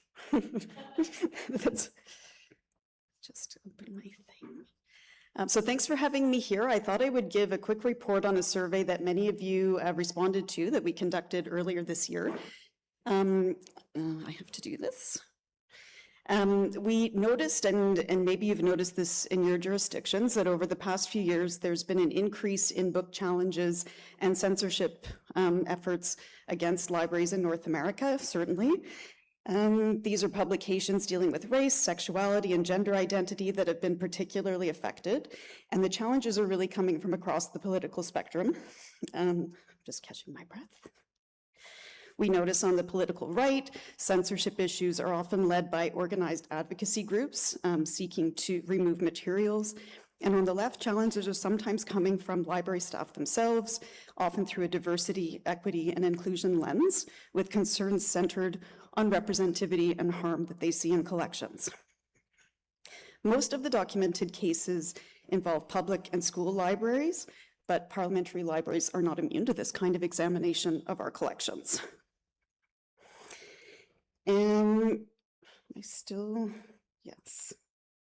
So it's really an ongoing challenge that we all face. The Canadian Federation of Library Associations articulated it well by stating, libraries have a core responsibility to safeguard and facilitate access to constitutionally protected expressions of knowledge, imagination, ideas, and opinion, including those which some individuals and groups considered unconventional, unpopular, or unacceptable. In the context of public parliamentary libraries, we know that this is even more important as we're trying to provide information access to individuals that come from all kinds of perspectives. I don't know where, it's because I'm doing that. So we started out to test the waters and see what was happening in other jurisdictions. The objective of our survey was to see how other parliamentary libraries were reacting to sensitive topics. We sent many of you 7 open-ended questions. We wanted to cover how your catalogs and physical collections were accessed, whether you had had requests for the removal of materials, how materials considered sensitive were identified or not, whether you were using warnings or content notices, whether you were changing descriptions to be more updated and considered less offensive, and the extent to which these changes were finding their ways into official policies. And we received about 50 responses from the 56 institutions we contacted through IFLA Parl and also through the Canadian Parliamentary Library Association, libraries. So what did we find? Most institutions favored an approach that was really grounded in pluralism of ideas, forming collections that cover a broad variety of perspectives rather than withdrawing so-called controversial texts. Generally, parliamentary libraries do not proactively identify materials that deal with sensitive topics and do not typically include content warnings or sensitivity notices in their catalogs. They generally consider their role to be providing neutral access, therefore calling out those kinds of collections would be counter to that perspective. As a result, few libraries had indicated that they were using content warnings or sensitivity notices. The only ones that were all from the English-speaking world. Potentially that is a cultural connection there. The Library of Parliament in Canada does stand out in one area alongside our Canadian colleagues and the Parliamentary Library of New Zealand for heightening the attention to metadata related to Indigenous peoples. These national institutions favor a more nuanced approach to this colonial history and ensure effective catalog discovery that avoids outdated or inappropriate terminology. But beyond this Indigenous dimension, the issues relating to diversity, equity, and inclusion are generally absent from the responses we received. So what did we do in the Canadian Library of Parliament? We did update our collection development policy to expressly state that we would foster pluralism by representing a diversity of perspectives in our content, even those that may be considered controversial by some. And we broadened the sources of provenance that we're using to build our collections to acknowledge that we could use different sources and channels of publication to broaden the perspectives in the collection and provide a wider range of voices and views. As many Canadian libraries have done, we also updated the subject terminology being used to describe Indigenous materials, and we did not introduce trigger warnings or content advisories in our catalog. There you have it. Lightning. Thank you, everybody.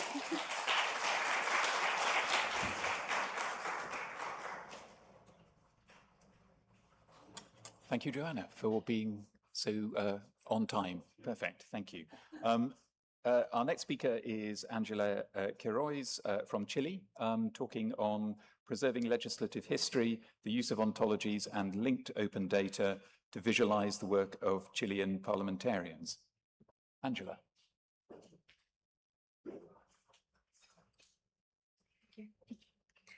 Thank you. Good afternoon. First of all, I would like to thank the organizing committee for giving me the opportunity to share this presentation with you in this important meeting. This project emerged from the perspective of cataloging and metadata management, and from a librarian who is responsible for authority control and who seeks to integrate this work with the different activities carried out in our parliamentary libraries. So this project has its origins in this, the authority database, an authority record, in this case, in MARC 21 format and complies with RDA standard. This is an example of a record that has been enriched with a lot of information, a lot of data, but it's just encapsulated in our ILS. So the aim is to make use of this information and, as I mentioned, integrated with the various websites that contain different information in the parliamentary work. In addition to the authority record, this project seeks to integrate the data with a number of ontologies, such as this one that we have created ourselves in the library, and is used for biographies. And also other ontologies that are very well known and useful for working with personal data and publication data. In addition, a pilot project was carried out to create our own ontology using a sample of that we call parliamentarian authors that you can see in the middle of the slide.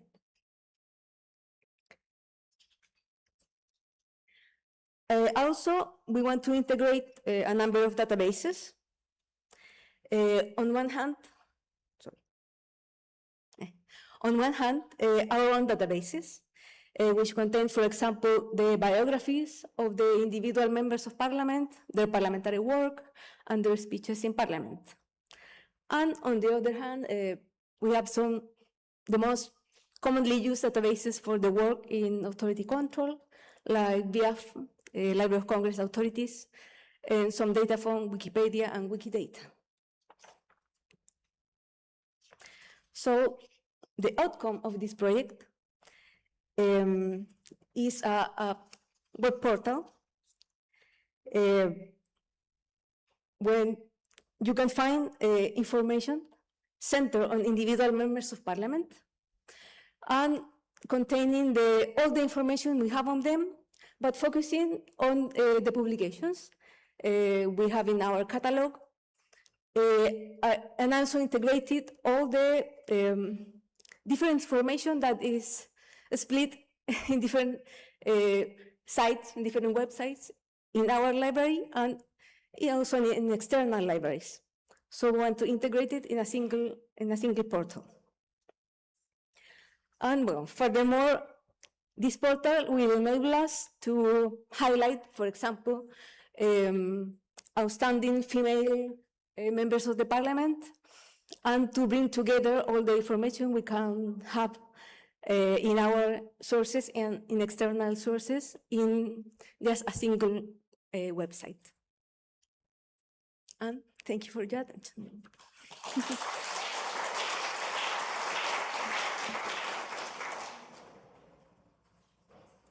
Thank you very much, Angela.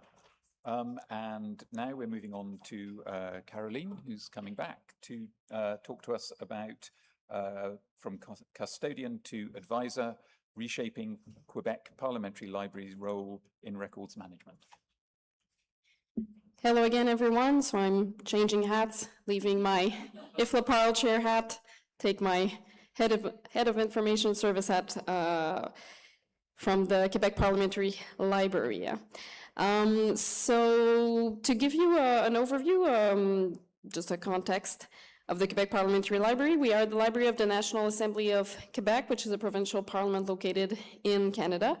At the library, we are around 70 people, which are divided into 4 teams, one of which is the Records Management and Archives team. So this is a project from the Records Management and Archives team, an ongoing project that we have right now to actually reshape our role in records management towards the political sector. So let's start with a bit of background on this project. Under Quebec's Archives Act, which was adopted in 1983, documents produced by members of the National Assembly, they're considered private archives. So this framework gives parliamentarians a high degree of autonomy in managing their records. So for this reason, historically, the National Assembly of Quebec has offered very limited support to members and political staff in this area. So we've had an agreement signed with the National Archives in 2003. We had a training program from 2004 to 2007, but we mostly focus for the last 2 decades on developing electronic records management for the administration of the National Assembly, so for the administrative part. So what changed basically is that we've acquired a very important expertise in that field, and we realized, of course, for the last 20 years that we've been acquiring more archival funds from members of the National Assembly. So eventually we came to the conclusion that in an increasingly digital parliamentary environment, records management, of course, is not only an administrative issue, and we needed to provide support to the political sector in managing their archives and their records. Because as we know, well-managed records help preserve reliable evidence of parliamentary work, support transparency and accountability, and ensure that institutional memory can survive political transitions. So we decided to build on the expertise that we developed and create a pilot service for advisory support for the political sector. In the context that we will have in October of this year, an election coming up in Quebec. So far, the objective of our project was to move from this custodianship to this advisory role, to provide advice from the outset and on an ongoing basis. So not only when records were actually transferred to the archives, we wanted to train and inform parliamentarians and their staff to improve efficiency and compliance, and of course answer records management questions that became more important from the political sector during the past years.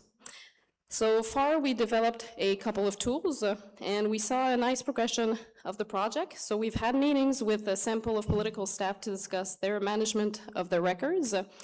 And these meetings were very informative because we realized that political staff generally appear to use effective filing systems, although not all political staff work with a collaborative platform such as SharePoint. And the big challenge is that personal information that is no longer required for the purpose for which it was collected is not systematically destroyed as required by law. And in practice, political staff tend to retain nearly all their records. So since we are on the verge of a legislative change with this election coming in October, we've developed an online learning pathway on records management and archives donation for parliamentarians that are entering and leaving office. And we've also provided them or produced documentation supporting decisions regarding offers of archival donations so we can take more coherent decisions in the future regarding what we are acquiring or refusing. So what's left to come? We need to consult and collaborate with our legal affairs department because the legislative framework that we are working with can be challenging, and we need to deepen our understanding and knowledge of its nuances, particularly in relation to privacy and to the protection of personal information, public access to information for citizens, and legal ownership of political, parliamentary, and ministerial records. On-demand training will also be offered to political staff who wish to go beyond the introductory tutorial. And we want to provide them also with a toolkit containing the tutorial and quick reference guides. And we want to standardize and harmonize the assistance and the general advice that we provide right now on an informal basis with a fairly small team, which is another challenge that we hope to fix with automation of the donation process and the adoption of a clear rationale for records management decisions. And that is all for this lightning talk. Thank you very much.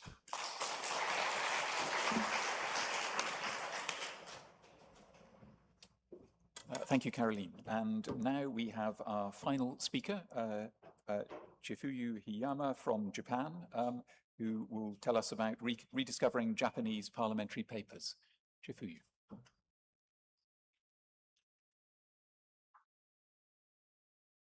여러분 안녕하세요.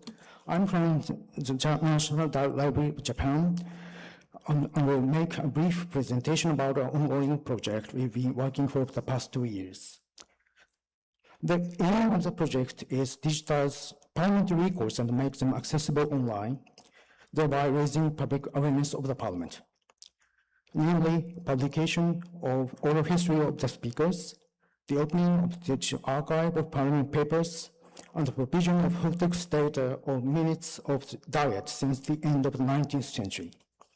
In the year of 2025, we opened a digital archive called Imperial Diet Collection.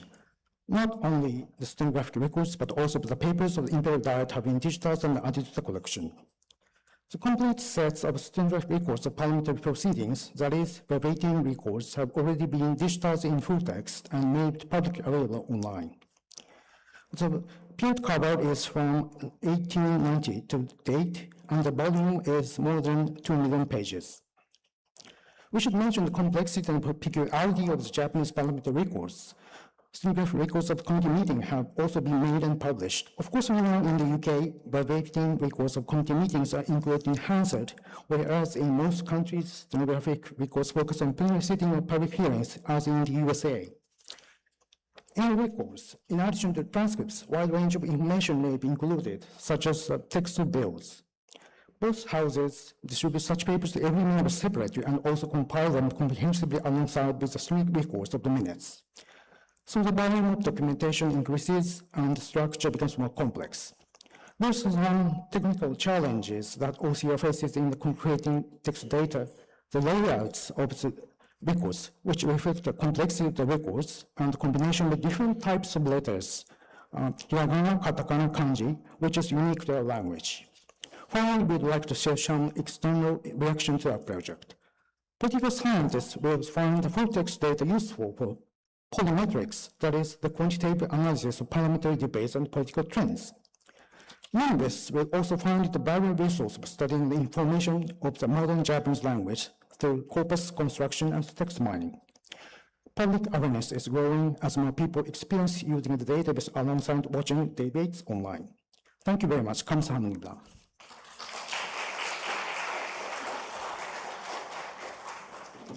Thank you very much, Chifuyu. It would be great to have some questions because our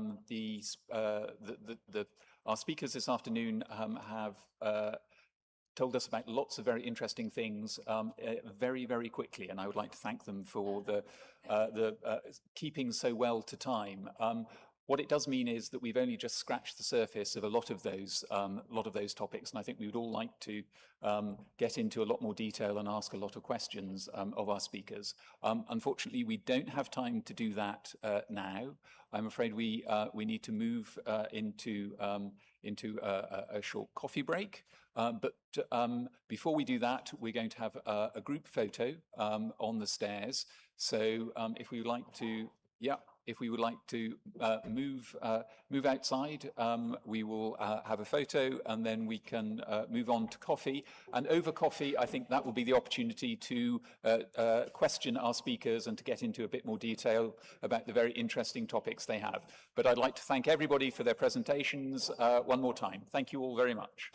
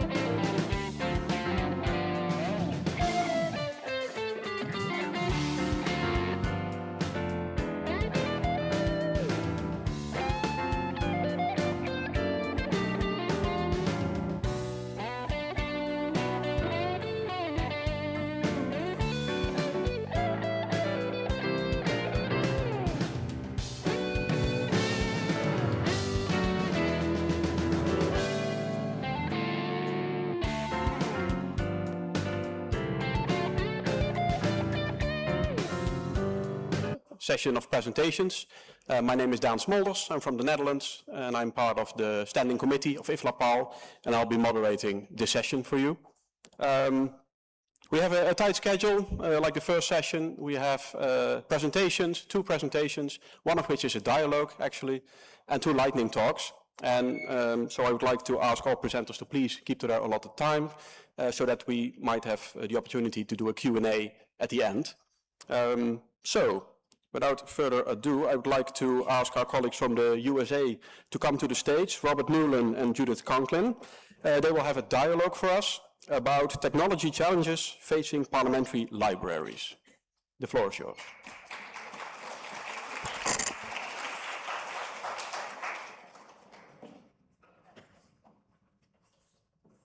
Well, thank you. And I just want to start by talking about the Library of Congress mission. We're a unique institution in that we serve both as a parliamentary and a national library. But today we're going to focus just on the parliamentary aspect. So with that in mind, Judith, I have my first question.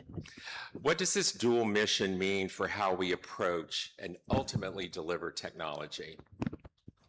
Well, since we're a national library, we do normal national library type support for national libraries. And in web properties, that's loc.gov, and I'm sure you're aware of that. On the parliamentary side, it's congress.gov. Congress.gov is our authoritative legislative system in the United States.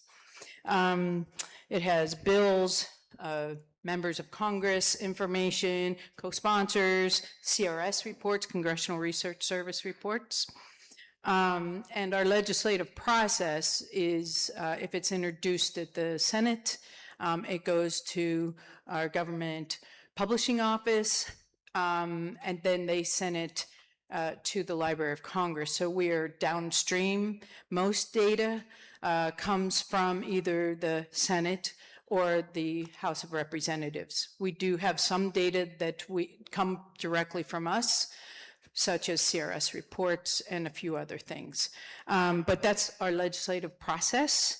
Prior to 2012, we had 2 separate websites for our legislative data. In the mid-1990s, Congress directed us to develop a website for the public for legislative data. It was called thomas.gov.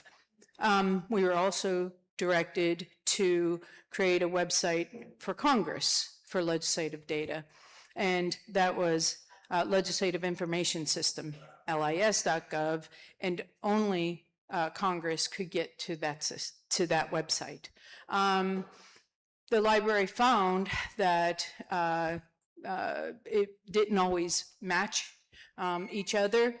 And so in 2012, 2013, we created congress.gov. We have a view for Congress only, but they also see everything the public sees, but the public doesn't see 100% of what Congress sees. Congress.gov is a sum total of Thomas and LIS. So my second question is a real hard one. I'm trying to stump you here. How has cybersecurity and artificial intelligence impacted Congress.gov, and how have you addressed it? Well, I'll talk about cybersecurity first. According to our content delivery network vendor, it's called a CDN, and I'll tell you why we have a CDN in a minute. They have told us that Congress.gov is the number 4 targeted U.S. federal website. So yes, we're constantly seeing threat actors trying to attack us. We're constantly thwarting those attacks.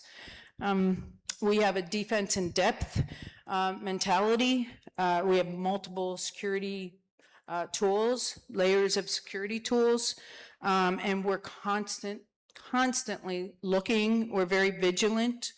An interesting thing, threat actors have a tendency to announce when they're going to attack us.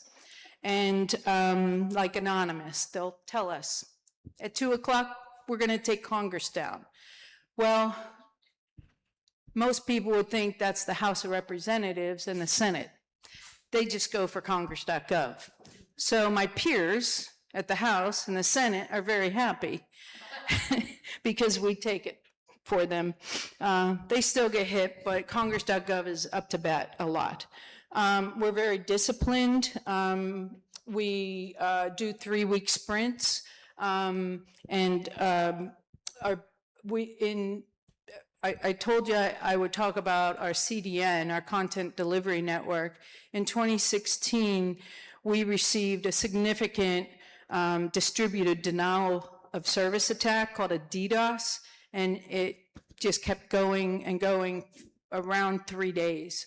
At that time, we did not have a CDN, and we did an emergency procurement. I received emergency funding, and I was allowed to do emergency contract, which is hard in the federal government. And we got a CDN where the purpose of a CDN is they take a snapshot of the top level of our websites. And if when we get visits, it goes to our CDN first, and then as people want to dig further into the websites, then they come to us. But they have thousands and thousands of customers, so their bandwidth is much bigger than ours. And they also have technology to thwart a DDoS. So protecting, managing, and delivering as much data as the library has is really a team effort and a full-time endeavor. But I'm really inspired by your staff that you lead at the library at the forefront of innovation. And as we end this session with a look to the future, did you bring something you'd like to show us? I did.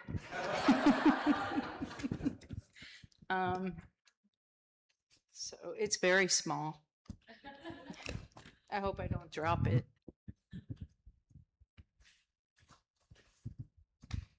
So we've been experimenting with new digital storage. And so we have been experimenting with synthetic DNA. And that is synthetic DNA. It leverages a large, vast amount of storage, and it leverages the capabilities of storage that we've never seen before. It's up to 100 times more data than more data than you could ever other types of storage. This one vial can store 9 terabytes.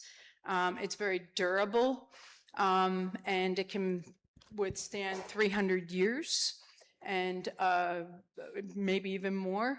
And so this specific one includes the draft Declaration of Independence for the United States, and one just like this was buried in the Philadelphia time capsule for the America 250 celebration on July 4th. And there's instructions to open it in 250 years, I think. I think so. Mm-hmm. And you also told me that if you swallow it, it'll kill you. Yes. Is that correct? I have been told that, but I haven't proven it yet. No proven yet. Okay, well, let's that's one way of getting rid of the acting librarian. And so it's it is not human DNA, and I promise it is not Robert Newland's DNA. So it's synthetic. It's converted data, our ones and zeros, into chemical. So they took a look at what DNA looks like, and they replicated it and created it for large amounts of data. Thank you all so much.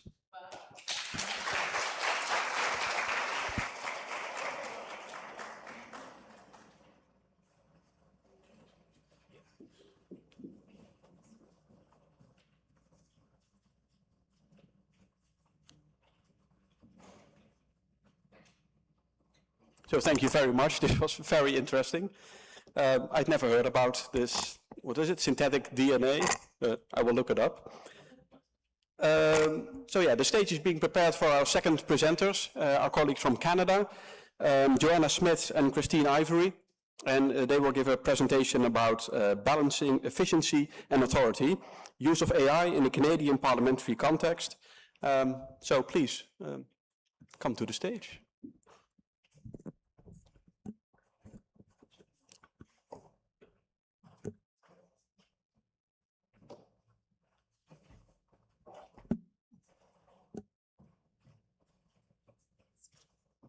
That was quick. It's going to be just me because Christine ate the synthetic DNA, so just kidding. Nobody ate any synthetic DNA. Thanks so much for accepting the presentation. We've heard a lot about the use of AI in parliaments already this morning, so hopefully this will be a continuity and maybe getting into a little bit more practically about what we're doing in Canada. What I want to review today is just giving you a bit of the client perspectives on AI in Canada, what we're hearing from parliamentarians and their staff, how the parliamentary institutions are responding, and then some specific things that we're doing at the Library of Parliament. First, a little reminder of how we're set up in Canada. So we do have a bicameral system. The Senate has 105 appointed senators, the House of Commons with 343 elected representatives. Both of those chambers have separate administrations. They do not interact in terms of their administrative back end, and the library serves both of them equally with a traditional library service as well as a research service. And Christine Ivory, the parliamentary librarian, reports to both speakers. So she's got two bosses. You can imagine then it's a bit complicated to align when we're trying to work on an issue like AI amongst our three institutions, and we're doing all of that in a bilingual environment, which puts another layer on the needs that we have from the technology and the uses that we make of it. But we persevere. So what are we seeing amongst clients' uses? This is probably similar to what you're all seeing as well. In the House of Commons, it's very active use of AI products. They're using them on a daily basis. The parties want to use them to serve their constituents, but also to maintain their own competitive edges and to make the most with their own limited financial resources. So we're seeing things like them using AI to create podcasts that will quickly summarize a complex budget bill, or creating a custom translation tool built with parliamentary glossaries for themselves, or taking their electoral platforms and comparing it to government legislation and seeing how they match up. So all kinds of daily use, both on a policy level, a practical level, and an educational level. In the Senate, similar active use is happening, but in the Senate we see a larger variety of client profiles because they're an appointed house. There are a variety of ages and levels of expertise amongst the membership, and they have much smaller offices supporting them. So there's much more reliance on the administration and on the library to give them guidance and tools. Nonetheless, they are implementing as well. These should be no surprise. Concerns coming from clients are, on the one hand, around data security, worrying about how the tools are being implemented, what's going into them, but at the same time, wanting to use as much as possible, be cutting edge, taking advantage of the tools, what's next, what's coming, how is it evolving? And the basis of all of that is that they really want support in seeing what tools are out there, being trained on how to use them safely, and they're looking to the administrations and the library to provide that. So how are we all responding to this? Both institutions have created guidelines for the parliamentarians and their staff to use the materials. They do have a joint working group, which is fairly unusual for the two houses, the two chambers to collectively work on an administrative matter. The House has developed an AI strategy, and in both cases, many tools and trainings are coming online. Some are mandatory, some are not. Some are very practical tools like AI safety ratings on products, advice on how to create effective prompts to get the most out of generative AI, etc. And similarly in the Senate, they're using tools to actually validate information using generative AI to improve productivity. They're using AI tools to transcribe proceedings and committee work, as well as some translation and language tools. So at the library, the next slides I'm going to sort of show you 5 things that we're doing.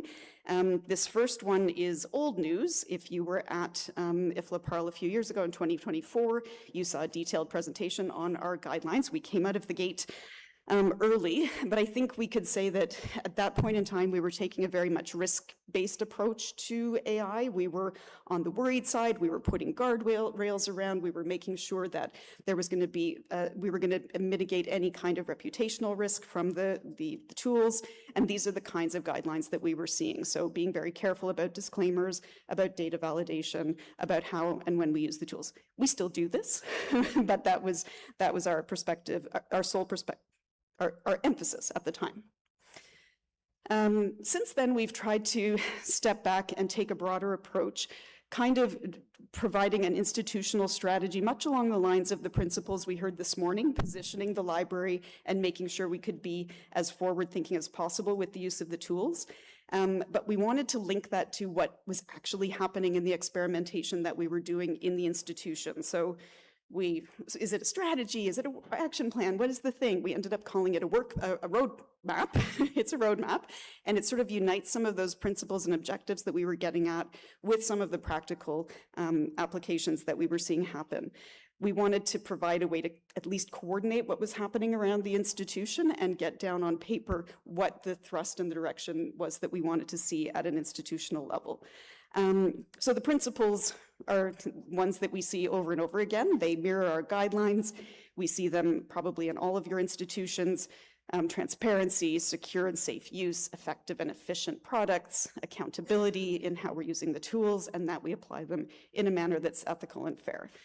And what we were trying to get from these are the objectives, that we would strengthen our workforce, so we'd have all the guidelines, but we would have continuous training and promotion and use of the tools. We really see, I would say, an uneven use across the institution, high use on the research teams, maybe a little less use in the pure library services teams, and that's starting to balance out, but we want to make sure that everybody has equal interest and access in AI applications. We want to improve client service as much as we can, so using the AI well to analyze statistics, to gather statistics, to increase our work in data visualization. Any of our writing and translation falls into this category. And then the piece I was talking about in terms of positioning the library in the parliamentary context. So we know that the two administrations are doing their own work as well, but making sure that the library is there as a trusted resource to support and align that development across Parliament. That's about AI literacy, data literacy, tool validation, guidelines alignment, etc. And then lastly, making sure that we're applying AI smartly on the back end, that we have a rigorous IT vetting of products that are being used, and that we're keeping track of what tools are being used where. The roadmap also has a governance and approval process. There, it's really being led and coordinated by IT. There's always that kind of interesting positioning of IT shops in, I'm looking at you two now, positioning IT shops in a knowledge-based organization is always an interesting kind of synergy, push and pull of the two areas.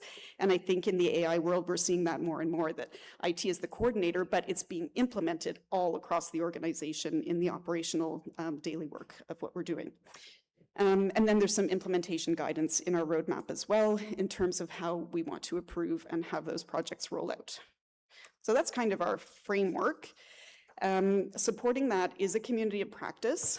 Again, trying to increase as much communication and sharing across the organization. We have about 450 employees, so it is quite a few different business lines using these tools in different ways. So making sure that they're sharing, but also learning from one another and encouraging one another to use the tools. So the community of practice has 42 official members. They're from across the organization. And we're seeing that they're really currently, I sort of asked what they're currently discussing. So here are some of the things that are on their minds.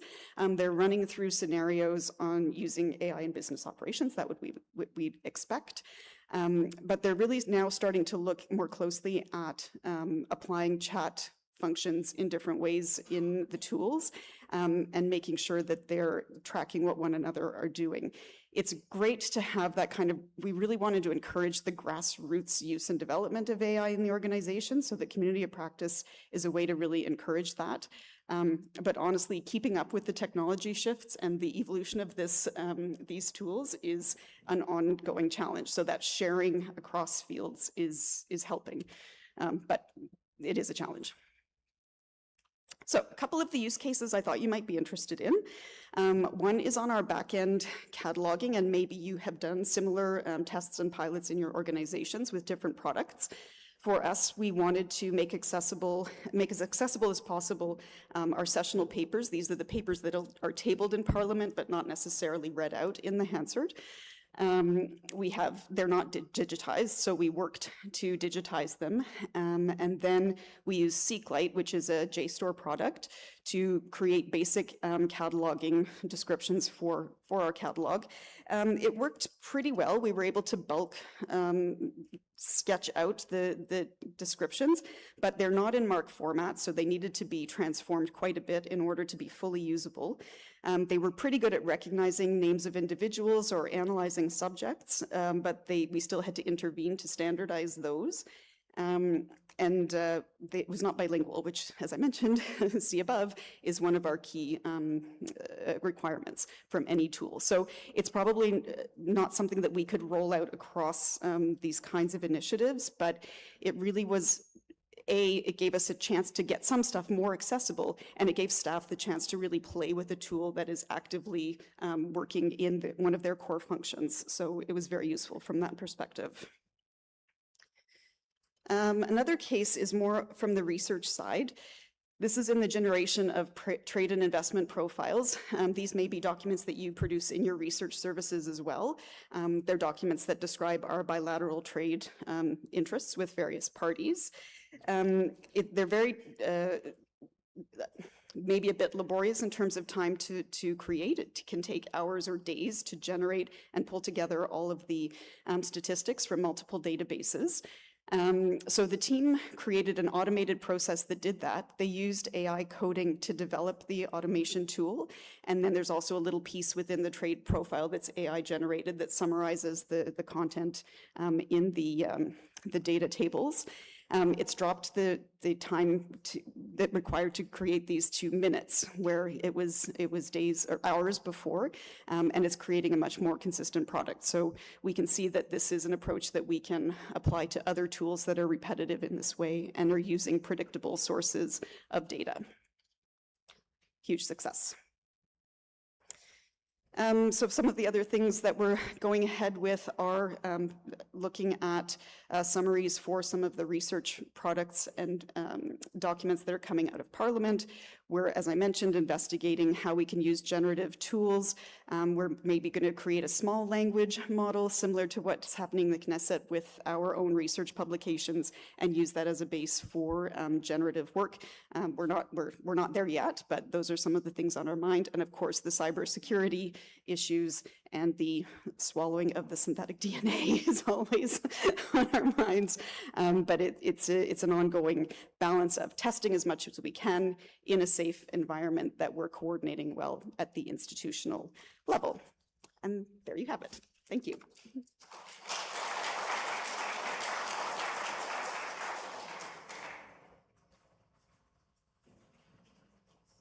Thank you.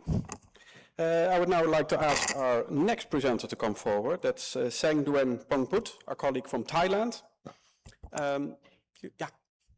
She'll talk about leveraging digital technology and artificial intelligence to enhance the operational efficiency of the Senate. The floor is yours.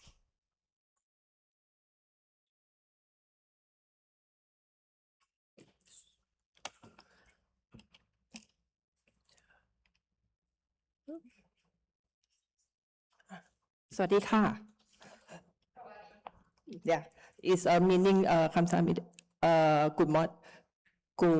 afternoon to mostly research often end with the report, but our journey begins with a research report. Today, I would like to share how we transform a research paper to a practical action. My presentation is entitled From Research to Practice, Leveraging Digital Technology and Artificial Intelligence to Enhance the Opportunity Efficiently to the Senate. Our project is inspired by the finding of the research study. We have two main objectives. First, I will identify general challenge and gap. And second is apply design thinking to identify the challenge to target AI-driven solution. A research report background. Last year, the Secretariat of the Senate awarded research grant to Assistant Professor Dr. Chachai Wangviwathana and his team from the University of Thai Chamber of Commerce. Their research entitled Leveraging Digital Technology and Artificial Intelligence to Enhance the Operational Efficiency of the Senate, published in the February. To the questionnaire, their research to the questionnaire, focus group and discussion, and consult with IT staff, and they present their findings to the Senate staff after the project. The study identified the several number of operational challenges and opportunities for improvement, providing a strong foundation for our practice implementation, highlighting in key challenges and need to be addressed. Instead of stop the research finding, I saw the opportunity to transform its finding into practical solution. I get an idea to plan to close the problem and close the gap. It's a pain point to be applied by design thinking, identify the challenge to the target AI-driving solution. Design thinking, as we know that they have a 5-step: empathize, define, identify, prototype, and test. Now we are on the stage of the empathize. Design thinking is not only that model, but they have a relative, so that we do only design thinking and their relative, like a empathy map, empathy map, user journey, value proposition map, project idea canvas, and author innovation framework. From the report, we found that the problem about data silo, where valuable information remains separate across the different systems, is isolated. Many files and documents are in non-machinable related by scan into image file or PDF scan image. Lack of expert in develop and train the AI. In the user needs side, our express what they need. They need a semantic search, speed to text, and automatic summary to compare information at other clicks done.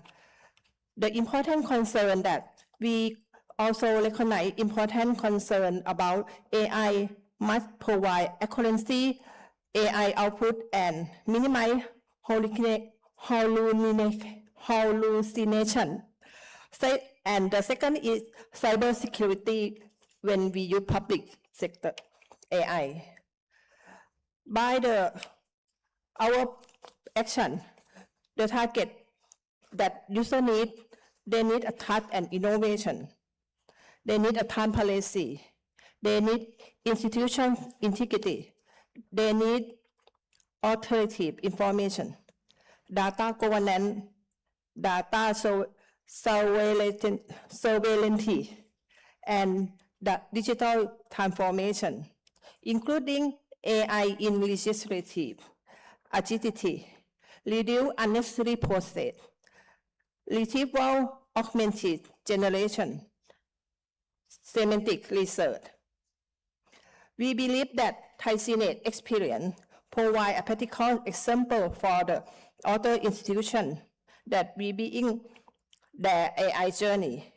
Our experience demonstrates that successful digital transformation is not driven by the technology alone, but being with the understanding people, identify genetic problems, and designing practical solutions, responsibility.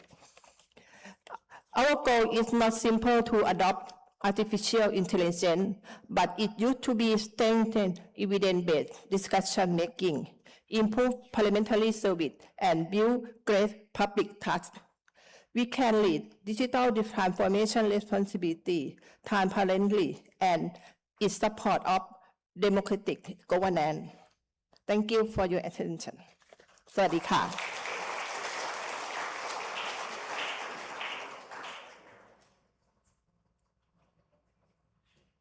Thank you very much.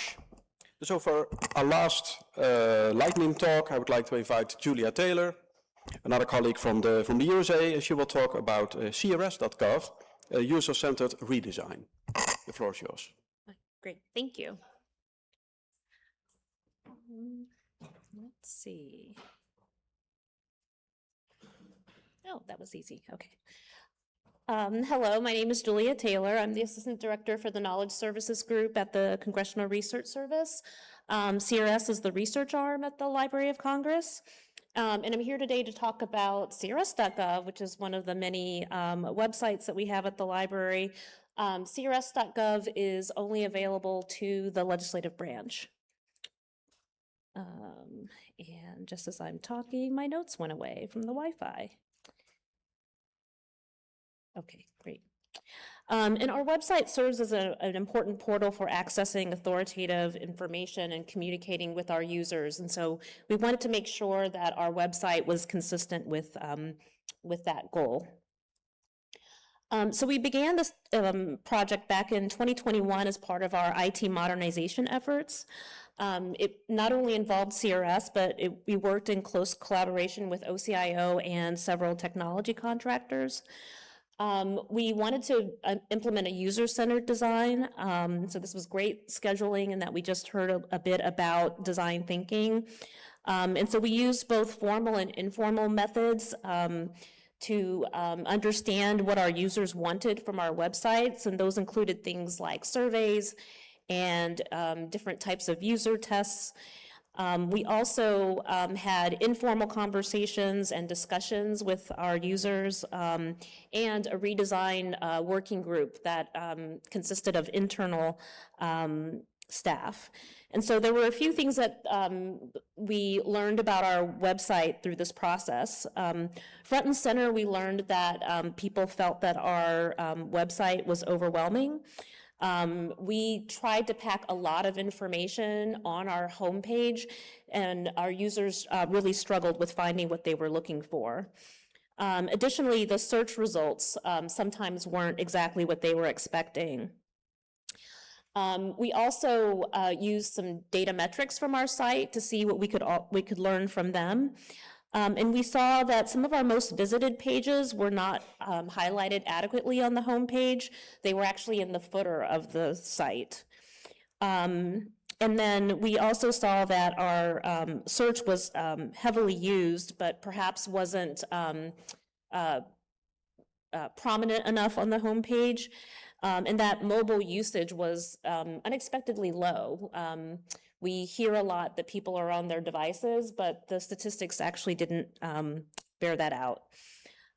Internally, we heard from stakeholders that the visual design for the site was outdated, and that makes sense because it had been about 20 years since we had updated the site, and so that was definitely true, and that we didn't have a way to highlight some of our more modern products, such as our podcasts and videos. we found that those things were hard to find. And so this is what the new homepage looks like. And you can see, which we launched this in April 2025. Yay! I just listed some of the design elements because they speak to some of the things that we tried to address through that feedback. And so we have more prominent contact information in the upper right-hand corner, so people can contact us. The search bar is also more prominent with that yellow magnifying glass. We created 3 prominent tiles for our people, product, and programs, which were the 3 services that our clients use the most. We created an essentials list with our most frequently visited pages. We also used that area to highlight our podcasts, infographics, and other things that we wanted to promote. We also improved the search engine overall with a type ahead suggestion. So when you're on Google, for example, it gives you ideas of what you might be looking for. And so we added that capability. And then we added a permanent feedback mechanism on the page. And so staff can give us ideas of what they'd like to see at any time. And then these were just some ideas that I had for you all. You know, what is the state of your website? When was the last time you've thought of a redesign? And if you're in that process, do you want to consider something more user-focused? And that was all I had. Thank you very much.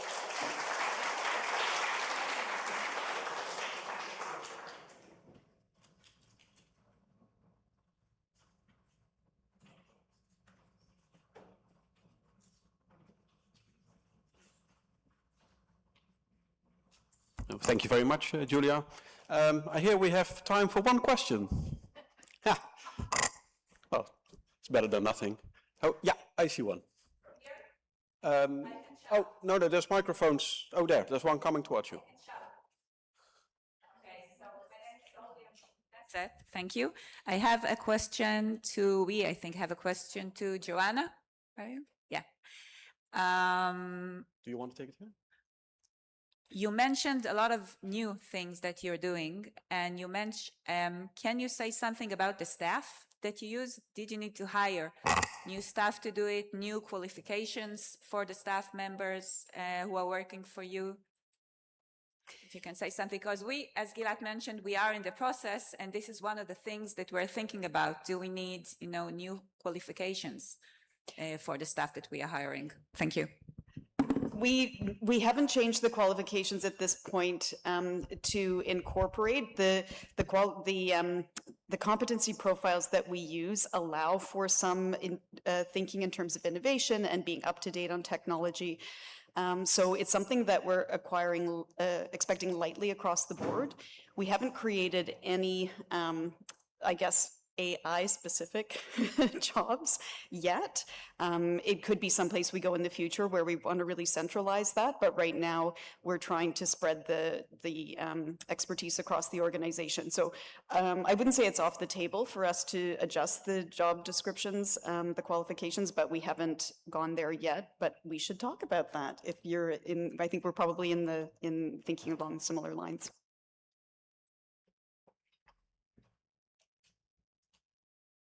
Okay, thank you very much. Interesting question. So I think this concludes our second session of presentations, and we'll move straight on to the third session. Right?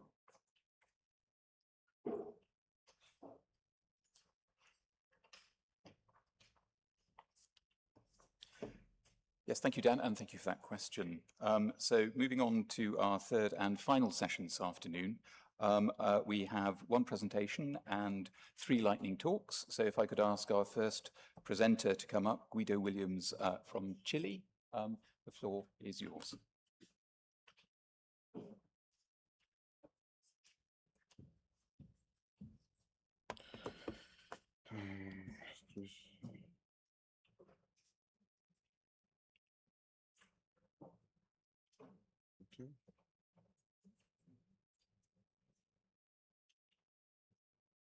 Oh, no.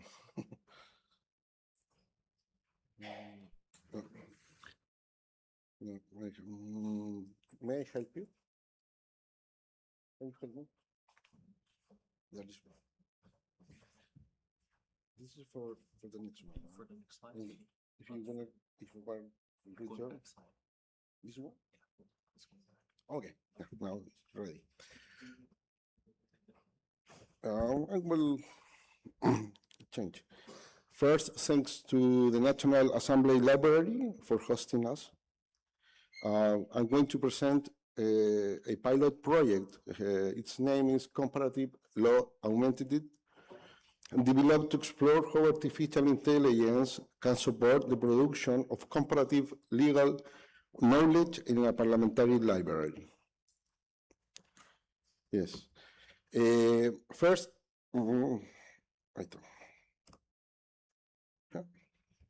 excuse me. Augmented comparative law explore how artificial intelligence can strengthen that institutional function, not as an isolated tool, but as a part of a workflow that improves search capacity, organization, traceability, and preliminary analysis. The starting point of the project was a practical difficulty. Preparing a comparative law report requires a great deal of prior work before reaching the legal analysis itself. Official sources must be searched country by country, their current validity verified, the existence of applicable regulation review, its relevance assessed, and only then can the information be organized.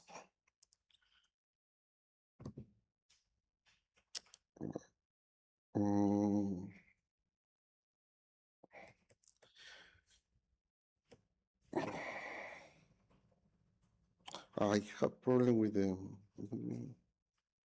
what?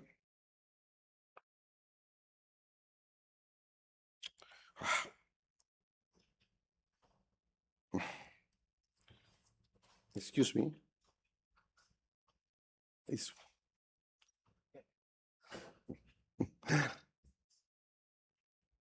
the original problem. No, I have the problem to coordinate the two things. No, it's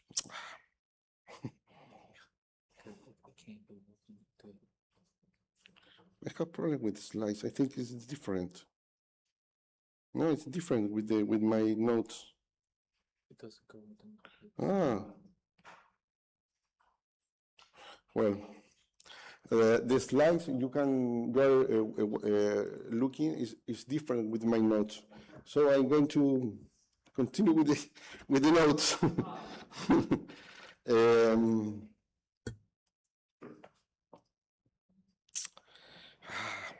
It's a problem. It's a real problem.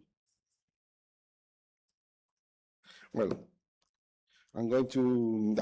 The objective of the project is not for technology to automatically produce the final report. Its purpose is to help better prepare the ground for human legal work.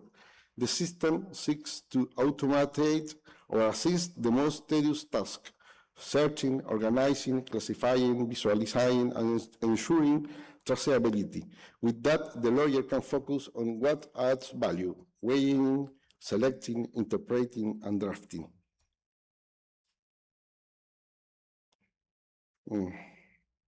Continuamos con problemas. Excuse me. I'm trying to coordinate it with my... No, okay. This project faces a real dilemma. One alternative will be to use artificial intelligence to directly draft the final comparative law report. However, in parliamentary advisory work, that option raises significant risks because reports influence legislative discussion and requires legal criteria, institutional weighing, and professional responsibility. For that reason, the pilot option is to stop before the final drafting stage to assist the search, verification, systematization, comparison, and visualization of information while leaving the selection, interpretation, and drafting of the report in the hands of the lawyer. This pilot introduced a new approach to institutional innovation and research service by shifting the traditional development timeline. Instead of submitting ideas and waiting to be included in the IT department portfolio to test solutions, the research service used artificial intelligence tools and vibe coding to build prototypes directly where needs arises. This grant immediate autonomy and user feedback from legal teams. Rather than replacing the IT department, this method simplifies changes the sequences. ATP, the research service, builds and validates the initial prototype first, allowing the IT department to step in afterward to scale, secure, populate databases, and fully integrate the software into the institution. An essential part of the project is that information is not delivered only as a plain text. Visualizations make it possible to see patterns, differences, gaps, temporal sequences, and relationships among sources. This does not replace legal analysis, but it strengthens the matrix, the timeline, and another figures allow the lawyer to see the comparative corpus more clearly and decide which elements are relevant for the final report. The system operates as a workflow. It starts from a comparative legal query, identifies relevant jurisdiction and access, retrieves and organizes sources, structures the information in a regulatory matrix, incorporates a temporal dimension through a timeline, and presents legal visualization that help read the corpus. All of this is congregated in an analytical brief, which does not replace the final report. Finally, I would like to show you a short video about this project. I'm not sure it's going to work, the video, because I had so many problems, but it's a demo and it's use a concrete case, personal data protection and comparative law. It's in Spanish, but with subtitles in English. Please, can you play the video?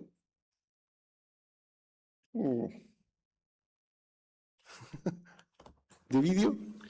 Okay. Ahora vamos a ver cómo se implementa todo lo anterior en la navegación del sitio. Vamos a ver con una consulta respecto a la protección de datos personales y derechos amparados. La ejecutamos, el sistema nos muestra ya la información organizada según si son de alta prioridad las declaraciones, si son de prioridad media o si son de prioridad baja. También se puede buscar según los ámbitos, los ejes jurídicos, los ámbitos de aplicación, la base de licitud, el derecho al titular, etc. Pero ahora nosotros vamos a hacer una búsqueda según las jurisdicciones que nos recomendó. Ya tenemos acá abajo la fuente. Toda esta parte agrega y hace automático toda la parte de la búsqueda de información, de ver si las fuentes son confiables o no son confiables, etc. Todo ese trabajo está ahora en un clic. Ahora entramos al dossier analítico, que es la respuesta de la información sistematizada. Tiene una síntesis, después de los ejes jurídicos, vamos a ir revisando todo esto, la matriz normativa, el timeline, los hallazgos principales y las implicancias para Chile y las cautelas de interpretación. Por ejemplo, acá el eje jurídico muestra para cada uno de los ejes, esto se va actualizando, muestra la función jurídica del eje, el problema que realizan, qué tensión jurídica hay detrás, siempre hay tensión entre una cosa u otra, cuál es la lectura comparada, general, cuáles son las implicancias normativas para Chile y cuáles son las cautelas metodológicas. Todo esto son párrafos concisos, de fondo, breves, que intentan orientar a un abogado y no reemplazarlo. Luego vemos la normativa que toma cada uno de estos ejes jurídico y nos va analizando jurisdicción por jurisdicción y al final trae una lectura comparada. Este tipo de visualizaciones permiten observar aspectos que vacíos, por ejemplo, o elegir a qué país me conviene más para desarrollar la solicitud, etcétera. No solo son cosas visuales, sino que también son aspectos visuales que van orientando en la redacción final del informe que lo hace el abogado. En el mismo sentido, la estándar normativo muestra los grados de madurez que pueden tener las legislaciones y aspectos de ese sentido. Acá van a ver las variables principales que, según cada eje, va mostrando una breve síntesis de cuáles son los aspectos más relevantes. Luego, las implicancias para Chile, normativa, que varía normativamente si Chile va en un sentido o en otro. Luego, las categorías de interpretación, que son siempre necesarias en términos metodológicos. Y finalmente, acá están las fuentes utilizadas en la cual el analista puede ir pinchando y puede ir accediendo directamente a los datos originales.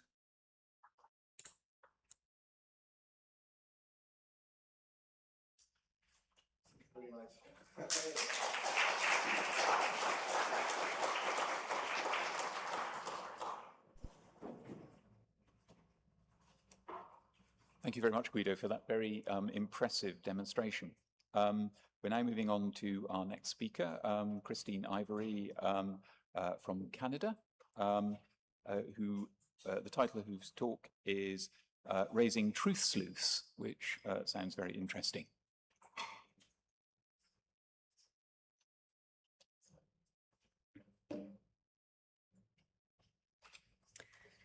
Hello, everyone. And thank you to our hosts for having us here today.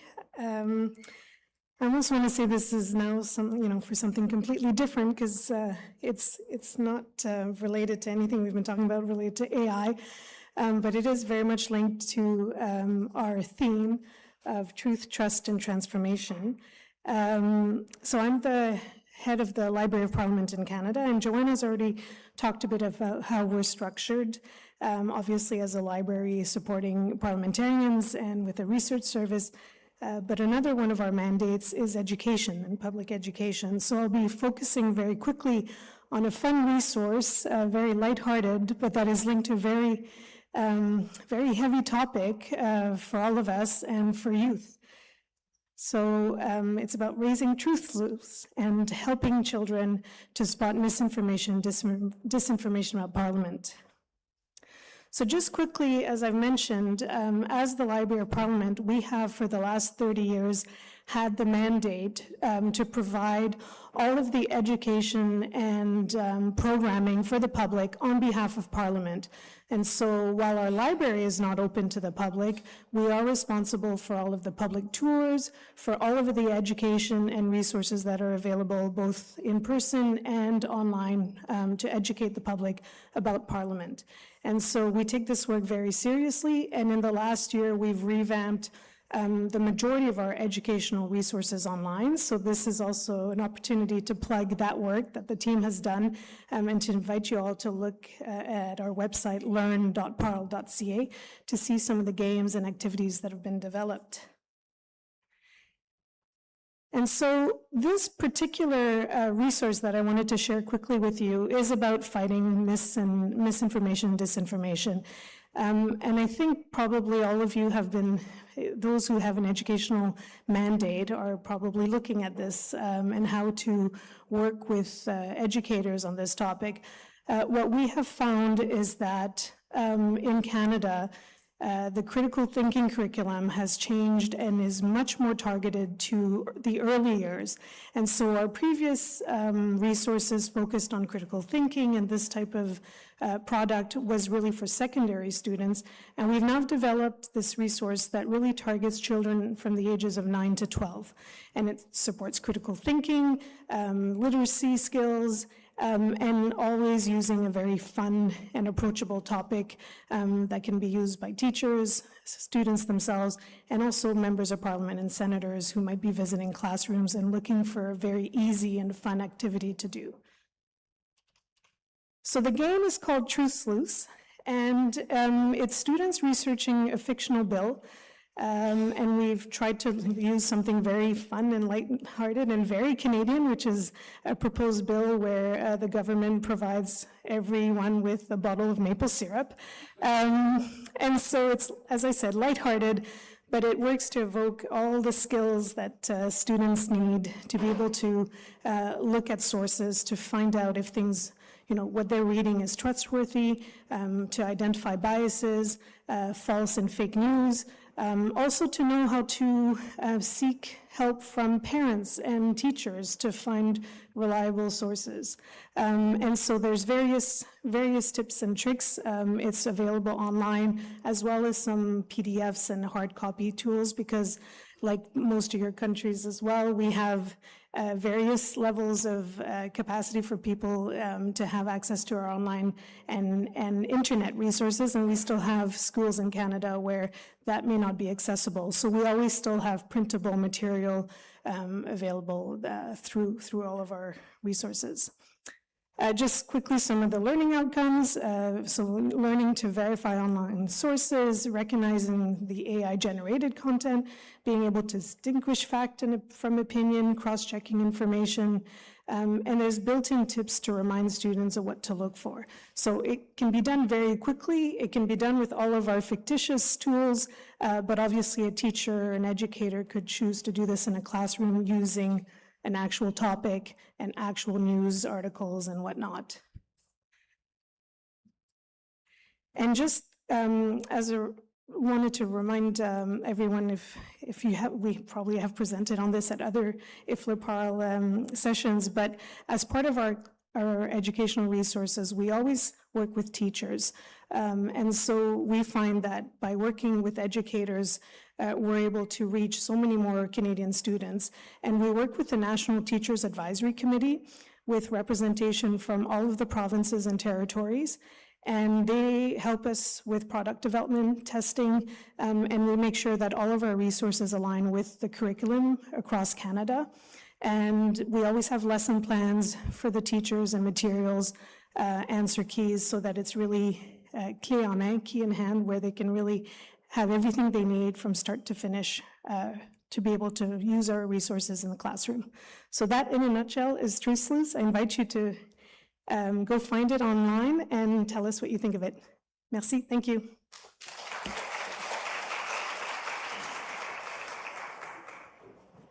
Thank you very much, Christine. And our next speaker, Kim Ri-Hong-hee, Beyond Reaction, Shaping Legislative Agenda Through Proactive Research.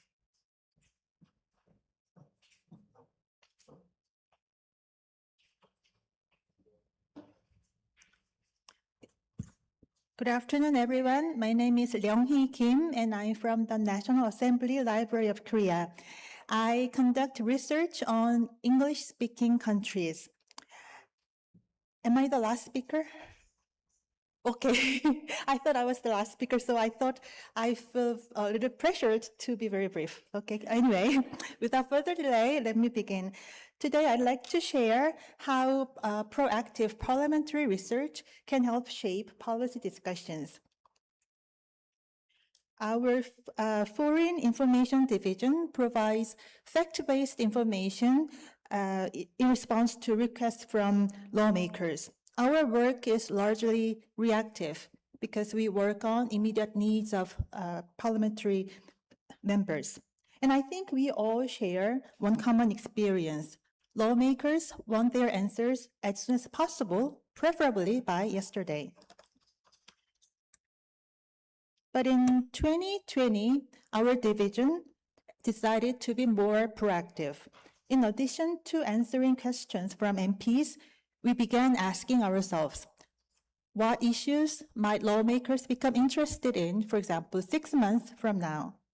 That was the beginning of our bi-monthly publication, as you see, Global Policy Briefs. Our goal was to introduce important policy developments around the world before they become major issues in Korea. Our reports cover a wide range of topics, such as economic policy, social welfare, and climate change, to name just a few. Today, I would like to share one example of our report. It was on the Young Carer Grant in Scotland. But let me first ask you, have you ever heard of young carers? I hadn't until May 2021. Young carers are young people who provide regular care for their family members with illnesses or disabilities. I first came across this concept while I was doing research on the Social Security benefits for children with disabled parents. I was impressed that Scotland had already introduced Young Carer Grant back in 2019 to acknowledge the contributions of these young people. When I first learned about this program, I was genuinely moved. It wasn't a large amount of money. It was an annual grant of £300 in 2019 and a little over £400 today. However, what mattered was recognition. It was the society's way of saying, we value what you do and we thank you. So in July 2021, I suggested writing a report on this topic. At that time, however, very few people had even heard of young carers, and my boss even asked, should the government really be responsible for these people? Perhaps many of you have the similar experience. Sometimes an idea seems too small or too unusual at first, but over time it proves to be worthy of our attention. This was what happened exactly. After the report was published, another research organization at the National Assembly also covered the issue, and the requests from MPs began to rise. Between 2021 and 2025, we received nearly 50 requests asking about young carer support and related laws in other countries. From 2022, policy forums and public discussions began to take place on this topic at this National Assembly. These are some examples. One was titled One Person's Day, Two People's Lives. The next was The Life of Young Carers, The Way to Collective Care. Another was From Young Carers to Carers and Universal Care, Not Selective Care. And actually, the lawmaker who organized this 2024 forum introduced the Young Carers Support Bill. The bill itself was not passed. However, its key provisions were later incorporated into the Vulnerable Children and Youth Support Act, and the bill was enacted in February 2025. Of course, I'm not saying that this one report brought about all the change. The policy is shaped by many different people working together: lawmakers, researchers, government officials, and advocacy groups and citizens. However, this experience taught us something very important. Proactive parliamentary research can serve as a policy bridge between international policy ideas and domestic legislation.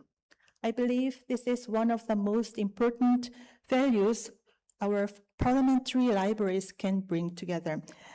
And sometimes a small report written in a quiet corner of a library makes its way into committee meetings, public hearings, parliamentary debates, and eventually new legislation. And for me, that's what makes this work so rewarding. Thank you very much.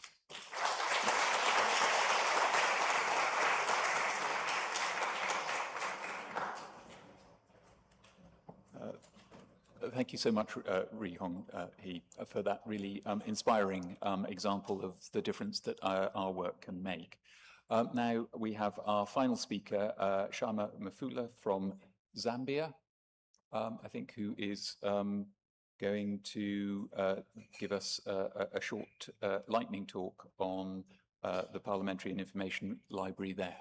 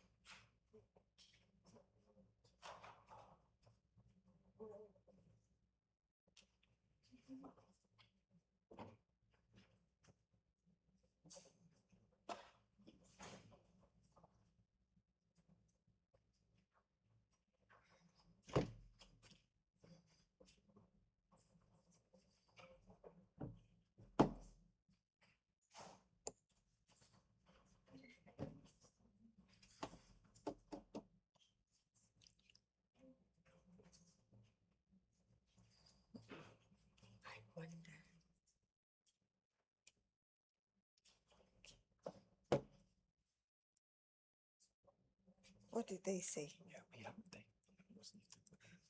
they had to receive the slides, but if you want to just go ahead and do it all, we can share the slides. Okay, let me just look for it. I should have been, okay, just, is there a password for Wi-Fi? Should be free. It should be free. This one?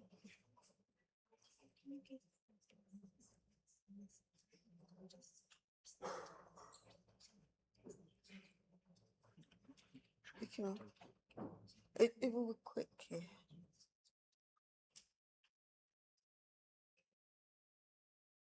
Look, it's not connecting.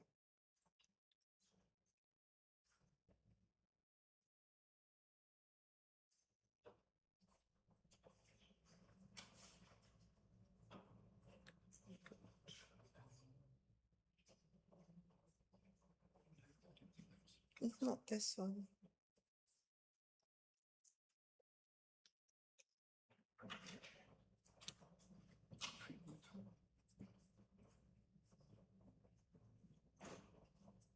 Okay, good afternoon. I think we have a small problem because my tablet is not connecting with Wi-Fi. So I think I'll share my paper. Leela, have you managed? You have? Oh, great.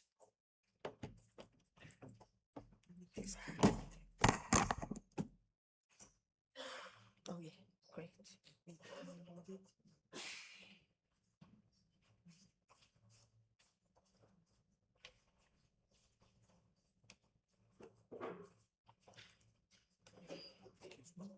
Yeah. Can I try? Yes. And then we can.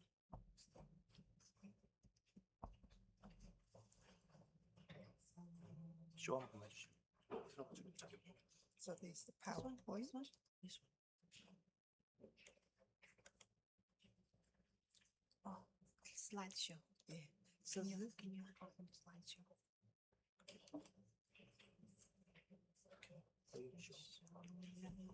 It's probably.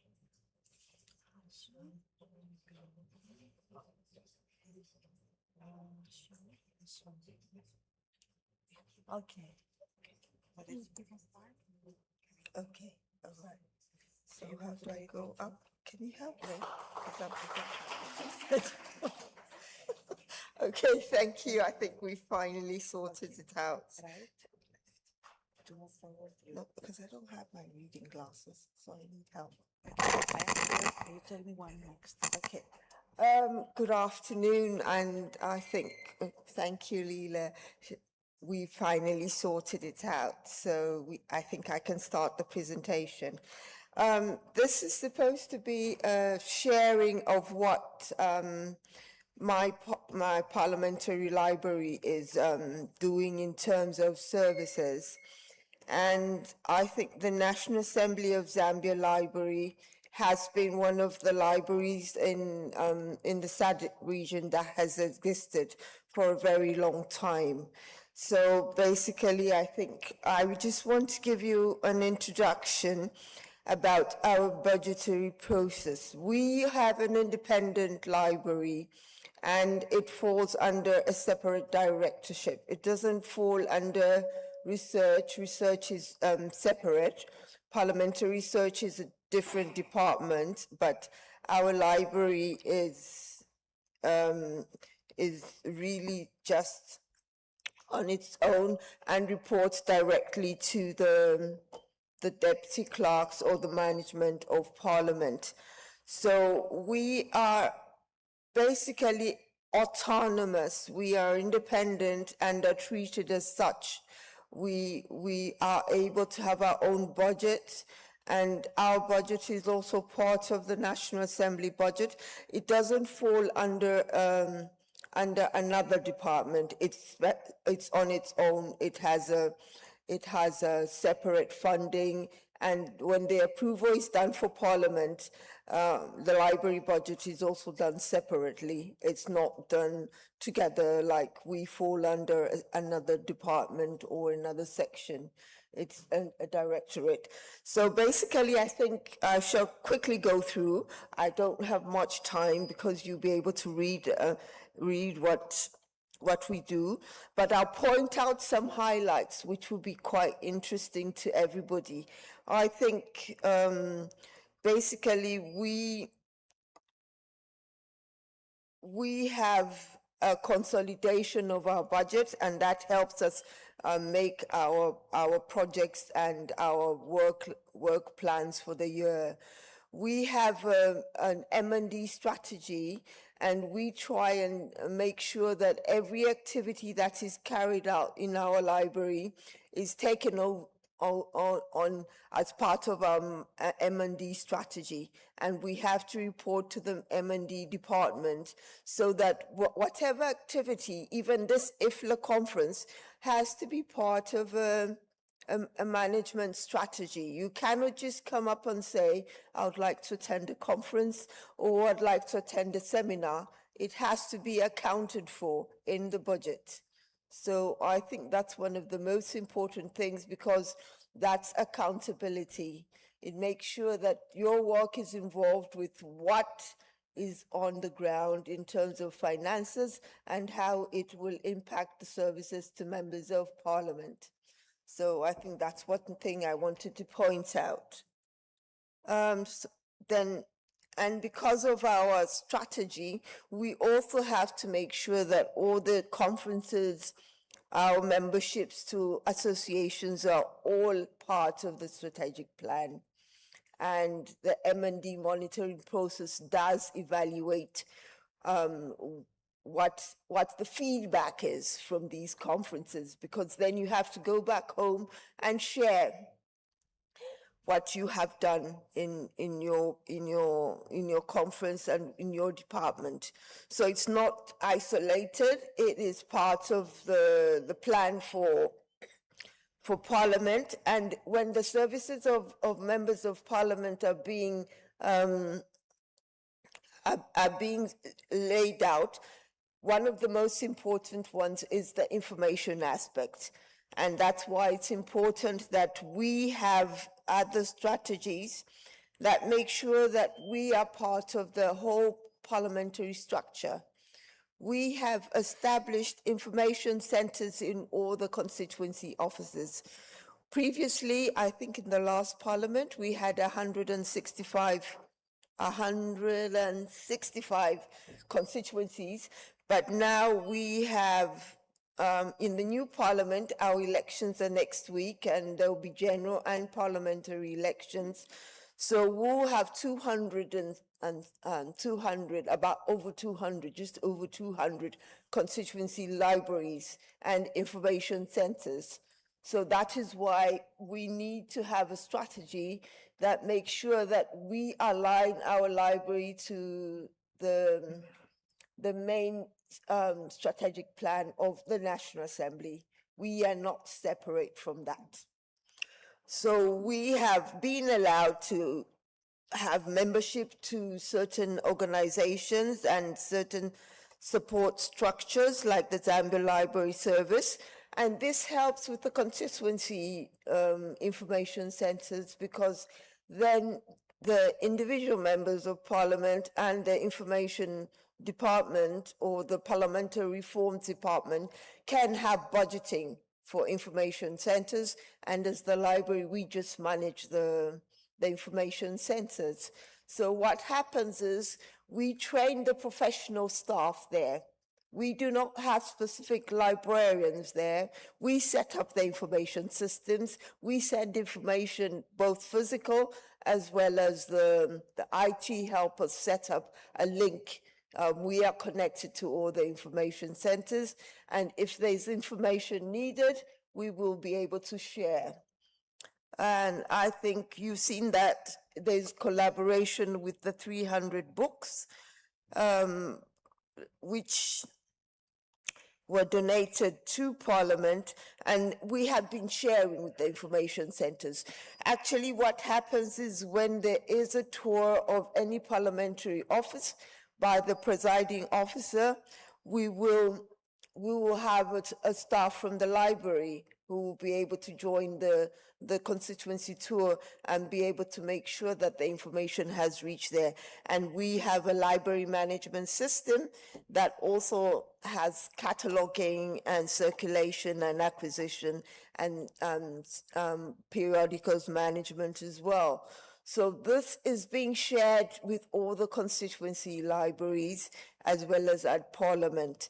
And I think the main reason why we have been kind of autonomous is because we have tried to make sure that the library is the center of all information at Parliament.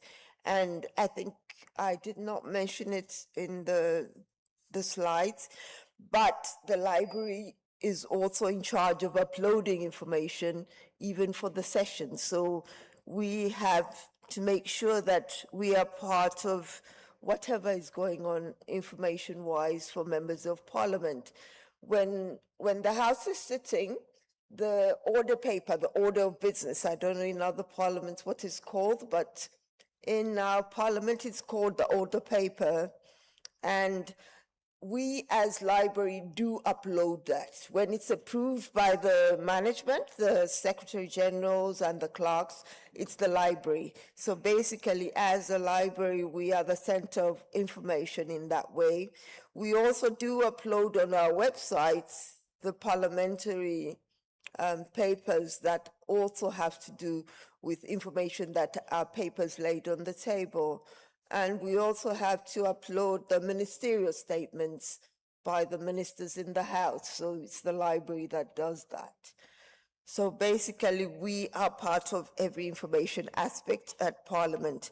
And recently, the National Assembly of Zambia established an Institute of Parliamentary Studies, and we have attached 2 librarians to the Institute. And that will be the training ground for members of Parliament, parliamentary staff, and other stakeholders. So basically, we are trying to set up an information center there, and we've been there from the beginning. They've just been, I think, just under a year, but the official launch was done by the incumbent speaker because the elections will take place. So I think basically what I would also like to share is also about the Parliamentary Caucus on Literacy. And this caucus was a parliamentary caucus whose membership is for members of Parliament. And this was approved by Honorable Madam Speaker. We don't know if we'll have another woman speaker. So it was approved by Madam Speaker. And we, as library, are the main sponsors within Parliament. It's one of the initiatives that is not outside sponsored, because we would like to have support for, I think, in terms of literacy, I think we have a lot of material, but sometimes when we send it to the constituencies, we're not sure if the level of literacy sometimes will allow ordinary citizens to access the information. So as library, we suggested that the members could have a caucus and get sponsors to actually make sure that this information is either translated into our local languages or also into Braille, is it Braille? What's the pronunciation? Braille, for the visually impaired, so that all groups of people will be able to access the information. Okay, another service that we have, this one is a normal basic service that I'm sure every library has, is newspaper indexing, and we do it on a daily basis. And we look at all the information that is written about members of Parliament, and obviously Madam Speaker and the clerks, not really the clerks at the table, but any important information about Parliament. I think the members of Parliament really like this because they know that the press, the major newspapers within the country are tracking what they're doing, whether they are visiting constituencies, they are attending in national events. So we take note of the article, the title, such that a member can easily follow a particular tabloid and be able to consistently say, this is what I'm doing for my constituency. And I think it's been well received. And there are certain, I think, members of parliament who don't have the time to read the tabloids, whether the electronic ones or the physical ones. So we have this newspaper indexing. It keeps them informed. They will get this in their emails, and also members of staff. Sometimes members of staff are traveling and they won't have the time to look at what is happening within the country. So we will send it to them every day. Over the weekend, we'll catch up on Monday. Do I have time? Okay, so finally, I think quickly going through some of the most important things. I think I do not want to repeat much, but I think there was a picture of some animals. I think that is what we've had within Parliament. We have the animals coming through. It's right at the beginning. It's okay, I'm not. Okay, thank you. I think at the beginning of the slides, we had a picture of some impalas and some zebras. We have these on our parliamentary grounds. We have also peacocks. And these animals do come to the library building, like close to the building. The way I'm putting it, like they do come inside, sorry. They actually are part of our parliamentary life. We have these animals round us. We had a speaker about 20 years ago who was really an environmentalist. And he advocated for the natural fauna and flora within National Assembly grounds. So we have quite a lot of zebras, impalas, we have peacocks, and sometimes through the library downstairs, main library, you can actually see the animals that are going around. So I think one of these days, my colleagues should present something on Green Library, because we also have a fountain within the library building. It's not outside, but in the middle of the shelves, where the shelves are on the sides, and we have a fountain right in the middle. So I think that will be considered like green spaces, isn't it, for libraries? So I think basically we try as much as possible to give our members what they would like to have. And we recently did have an exhibition. We went right outside the National Assembly chamber, and we had a library exhibition just to remind them that these are the services and these are the information materials that we have in the library. Because sometimes when we send them things virtually, they do not have the time to actually come to the library. But when we follow them near the chamber, we will be able to get them interested. And I think our biggest advocate, that's on a final note, is a Madam Speaker, or and the previous speakers in the past as well. They usually do remind the members that they need to come and get information from the library. So I think basically that is what we have to offer as a library. And I think we've hosted most of the libraries, the parliamentary libraries in the region, in the SADC region. We've hosted from East Africa, we've hosted from Southern Africa and Central Africa, as well as, I think, West Africa. Ghana has visited us in the recent past as well. So we've hosted most of that. And I think because we started digitizing, we were one of the first parliamentary libraries in Africa to start digitizing. We started way back, old documents from 1924. So I think that's basically some of the services we'd like to offer. I have the full paper and as well as the PowerPoint presentation. So anyone who's interested can have a look at that. Thank you very much.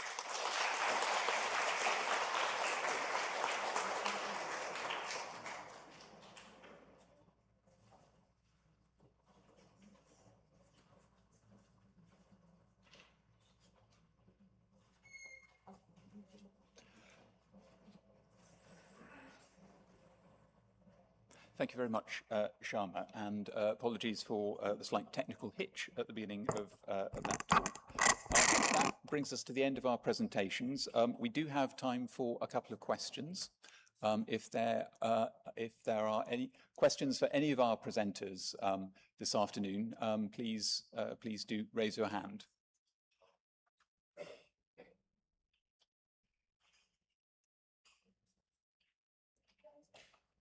Ellie.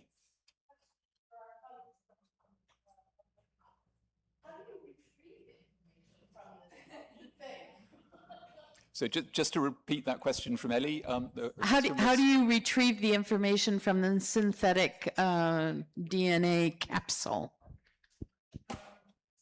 Do you have to have a special device? You have to actually a picture. Oh, sorry, a picture, but you put it back into ones and zeros. Oh, sorry, thank you. Yes, it will. You have to put it back into ones and zeros, and the opposite way of how you wrote it. And so our experiment is to write it. And then we hired a second company or second organization to then do that, to retrieve it, to make sure, to ensure that it is retrievable. And I didn't mention, this is extraordinarily expensive technology at this time, but we expect it to go down. Mm-hmm. If you want to see the diagram, you can. Yes. Great, thank you very much. Are there any more questions? Yes, over here.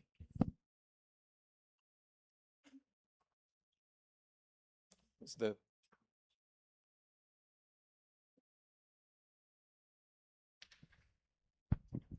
Thank you for that presentation.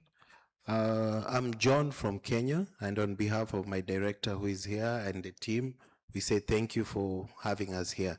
So my question is to the National Assembly Research of Korea, and you had proposed a reactive pull as opposed to you had proposed a proactive push, right? As opposed to a reactive pull.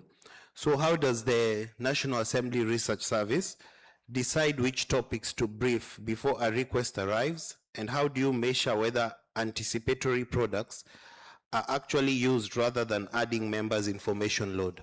Thank you. Yes, if you've got a microphone there.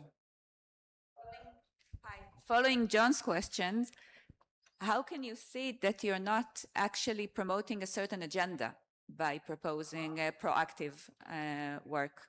Thank you.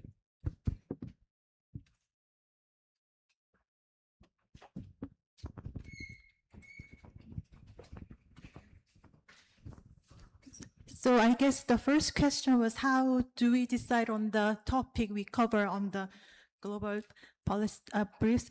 Actually, it's not just one researcher who decide on the topics. One researcher who is going to write on the topic at the month, we come up with several ideas and we discuss it with my direct boss and the boss above her. So we have several layers of discussion so that we can decide on what to do.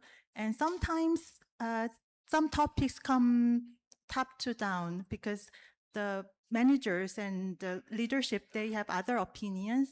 And then we cover that issue on that month. So it's not always one researcher deciding on the topic we write on. So we have discussions and sometimes we change the direction after deciding the topic. So I guess that's always the question. We can promote one topic, but it's just a report, and after the report, there can be many discussions, so it will not go the way the researcher intend that to be. So I don't think that can be the problem. Thank you. Thank you very much. And I think we have time for just one more question, if anybody has something else they'd like to ask.